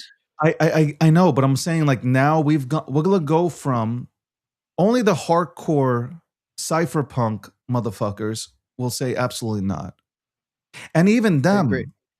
them with A lot of everything them that, capitulated already, David. that's what I'm saying. So like they'll look at this entire situation and say, hold on, I have millions of dollars in Bitcoin. If AI has grown like this, I'm being dead serious now. I'm no sarcasm. Yes, I know. If AI is advancing like this, and there are hackers that are using AI, or nation states that are using AI to do this, like North Korea, right? I need to make sure that my shit is safe. I don't feel comfortable holding my own thing, so I probably have to go to JP. As much as I don't like it, I know that my shit is taken care of. But there's a downside to that also, right? Like there's so many downsides to whichever way you go, there's a downside. Yes. So There's always a it's just like, caveat, no fuck. matter which way you go. But my point to you and Oh my to the God. audience and many others is there's always been those downsides. Don't look at the comment. Oh God. Almost bursted. Oh yeah, Chad. If I could remove you from chat, I would. I would. No, I love Chad. Chad's No, I'm not. Chad is a Chad. I'm not talking about Chad. Oh no, I've also read this as well. I read Cindy's comment as well. And then a few others. It in the is. It's background sad.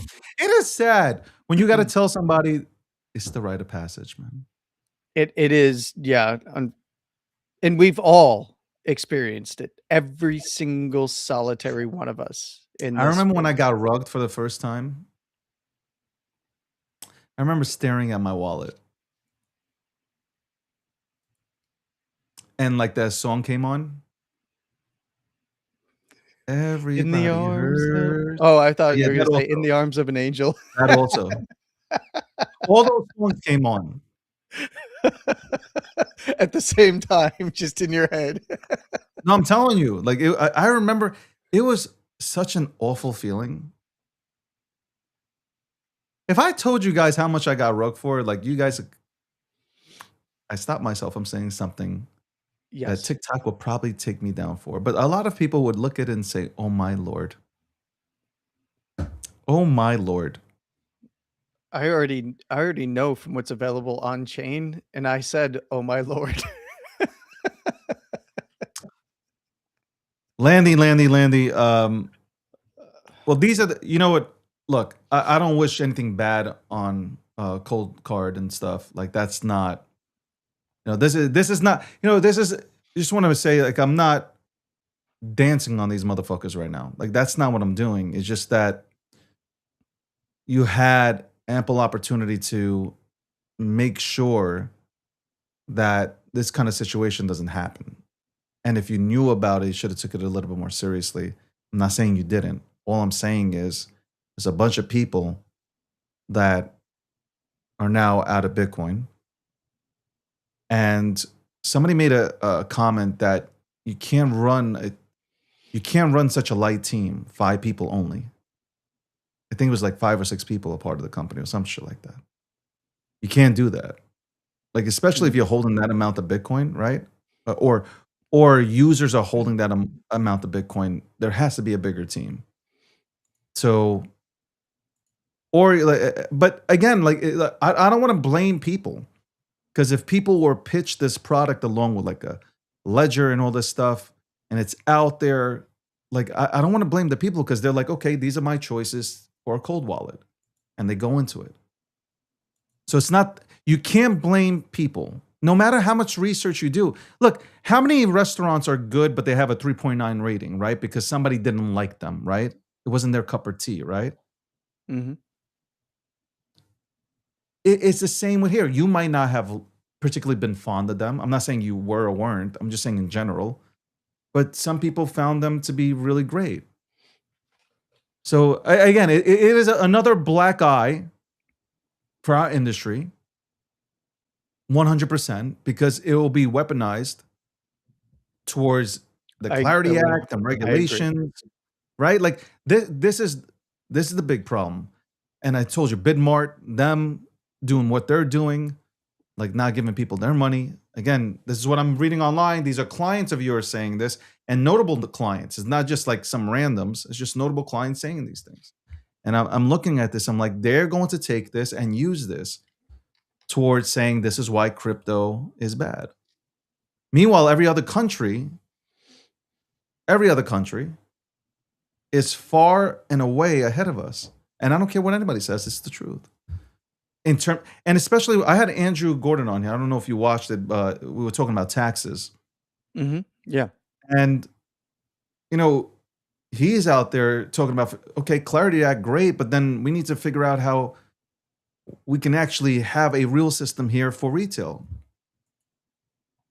You know, you move to another country, you hold your crypto for a year, there's zero capital gains tax on it.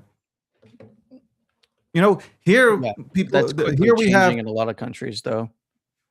I'm just saying in general, like you Yeah. got in America, somebody classify, one department is classifying it as a property, the other one as a currency, the other one is a commodity. Which one is it? Like, guys, like, can you make it? Because if you say, like I say this all the time, if you say property, can I file a 1031 if I sell? Like, Mm. you understand where I'm coming from with this? Yep. 1933 security laws don't work for this.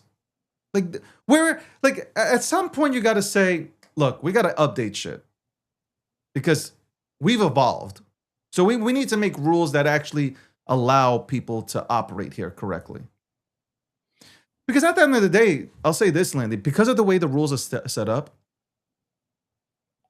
maybe some of these things are avoidable if the rules and regulations are just out there and everybody understands what the fuck they need to do. But when you don't know what the fuck is happening, more of these things happen, right? Like, think about it. More of these things are bound to happen. I agree.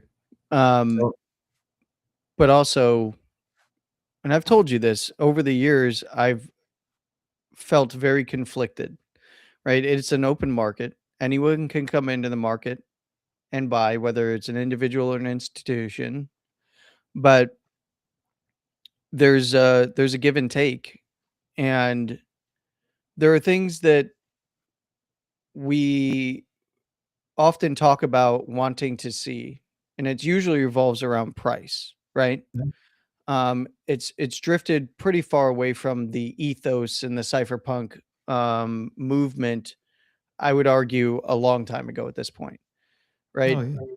And we want I adoption. think it drifted away when Bitcoin almost hit 20,000 in 16, 17. I think that's when it drifted away. Well, yeah, because institutional players via various vectors were responsible for that parabolic run in, 15, 16, 17 off the lows, right? Yeah. And So, and I think that a lot of in the conversation in crypto has revolved around, especially in the past few years, since the institutions got on board with, spot ETFs has been like, well, the institutions are here. They're coming. They were always coming, but now they're here. So obviously XYZ is going to happen. We're going to focus on building out solutions that hopefully they will buy us for, right? Or we can partner with them on these things. And then hopefully get buyed or sniped for talent and stuff like that. And a Yeah. lot of builders really shifted their focus towards the institutions because that's where the liquidity is, quite frankly. And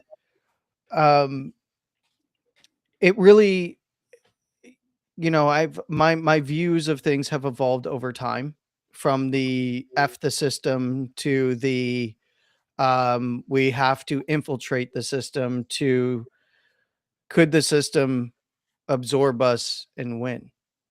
And that has been something that I've been mulling over for quite a long time, especially in the past, 18 months.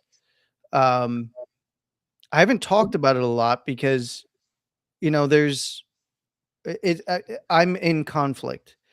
I am a self-custody guy for my private holdings, but when I do trade, I do try to avoid exchanges unless I'm just messing around. And I go through institutional custodians and OTC desks, which is still just another vector, right? But that has, um, a certain specific class of holders that are going to be utilizing their services. And, so it's like, I do really believe that everyone we can find a happy medium, but the conversations are typically not focused about it. They're just about what is trendy in that particular moment without a comprehensive pitch for how to put it all together. All of that stuff is happening behind the scenes with institutions, not here. It's not happening here. You talk about people supporting projects all the time and coming together and uniting behind an ethos for like memes, right? And continuing to support builders and people out in communities and stuff like that, right? And often it just breaks out into tribalism no matter what. And who's really thinking about those comprehensive solutions? A lot of people that were thought leaders in that regard are going and actually working in tandem with these institutions on creating solutions to hit a much wider audience, but in almost all cases, it's involving some sort of a productization of crypto, right? Or some sort of a service that solves the problems that the technical challenges for people. And it has had me thinking for quite some time that, you know what, this industry is going to drastically change. And I think that it's going to begin very soon when we do get the price structure that is bullish again. And people throw away everything to chase the green candles. A lot of the conversation will go away. You'll see institutions come in. You're going to see more RWAs and stock tokens getting liquidity that will have redemption of the underlying shares. You'll have a lot of volatility vector tokens essentially as well. And I think really the last bastion for the ethos of fighting against, or at least taking advantage of those narratives surrounding the institutions is going to be in the meme coin space. It's weird for me to be saying that. I think that you were right all along that that and then I've mentioned this since Robinhood launched. What did they start with? They courted meme coins right out the gate and NFTs right out the gate. Yep. And Because you bring the culture in and then you sell your products. exactly. And I think that is how they're going to backdoor really start to dominate the industry and change it, I think, forever. Well, maybe Landy will be on. Landy will be on tonight at 9 p.m. Eastern Standard Time. I think we are launching the Gokshin.com website today. Nice. I've been it should have been last week, but I want to make sure everything's right. That's all. Going through, just making sure that nothing's buggy. I'd love to give you guys a fucking preview. Should I give a little preview on? We got what, like 9 minutes? Let's check it out. I think we're over time, but let's check it out. Just a little Give preview, a little taste. Little preview. Let me see. Let me see. Little preview. Oh my god! Like, hold on a second.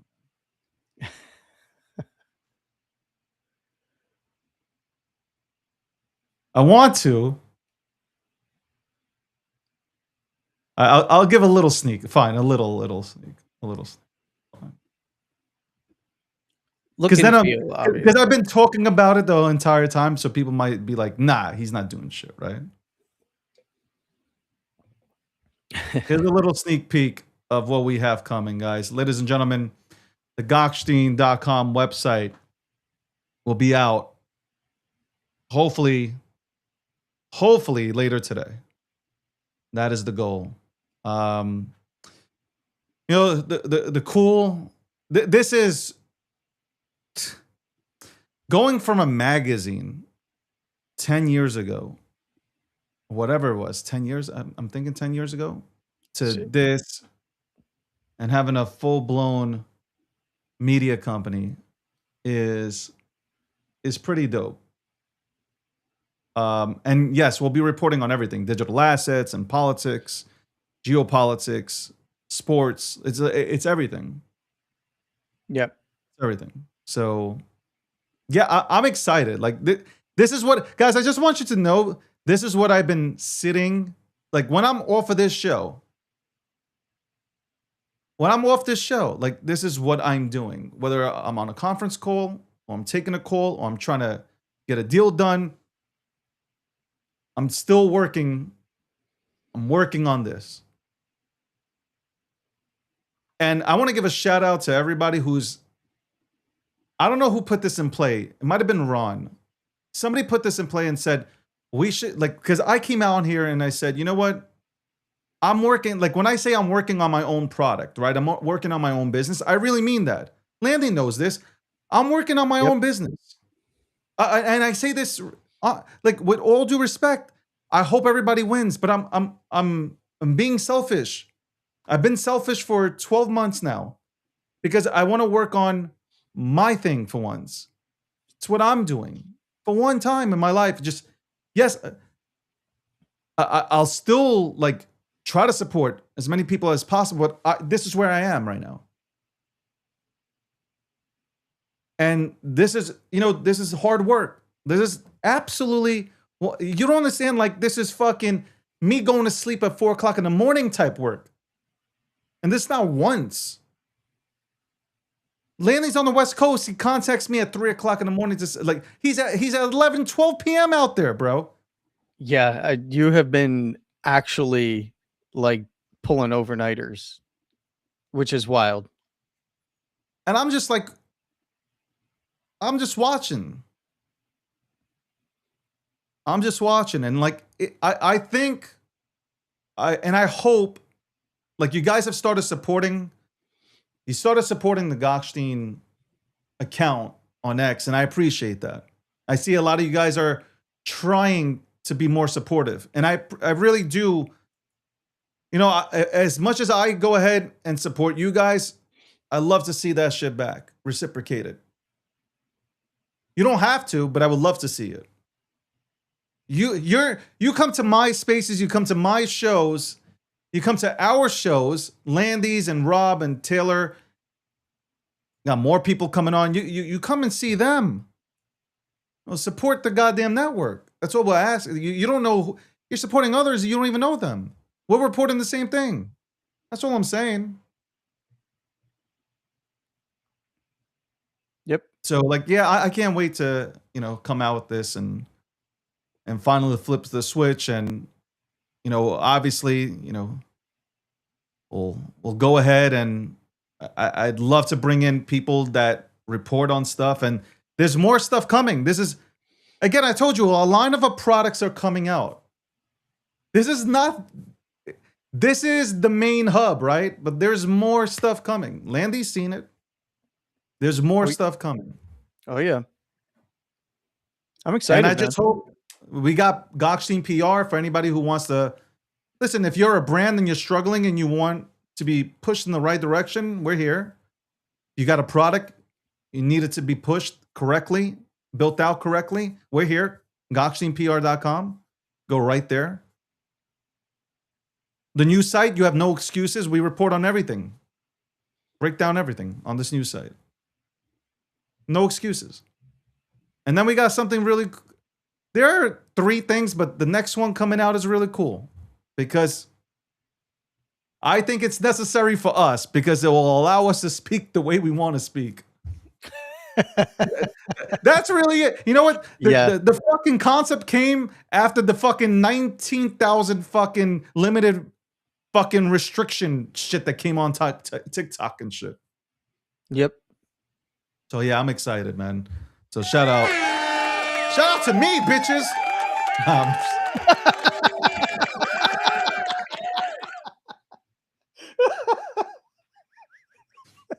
Yeah, I have been working day and night on that motherfucker.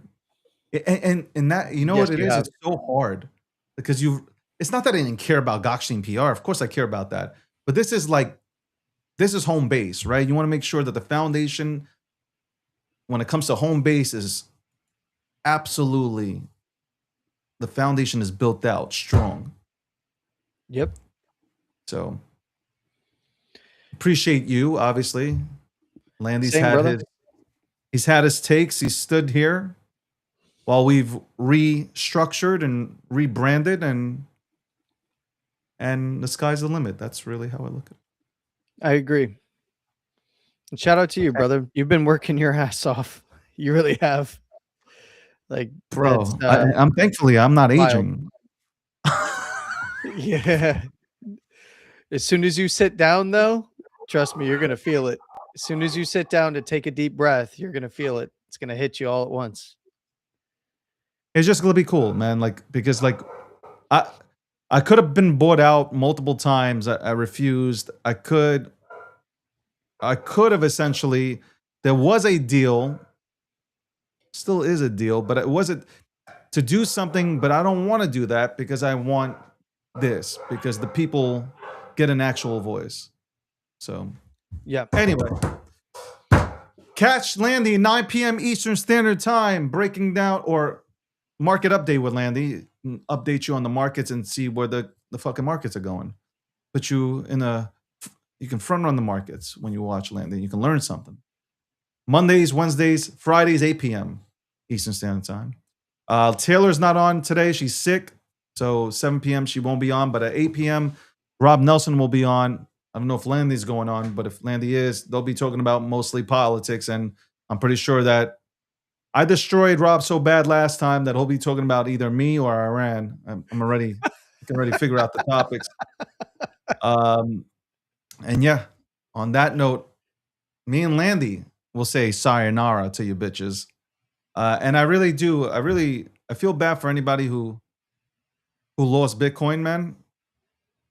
I really don't have anything to say. I don't want to say, well, don't worry, keep moving forward kind of thing. I hope something happens to where like you get something back. That's kind of what I pray for, but I don't even know if that happens. But we need the industry to rally together now and figure out how to fix these things, because if we don't, people are not going to come in here and feel safe buying physical Bitcoin.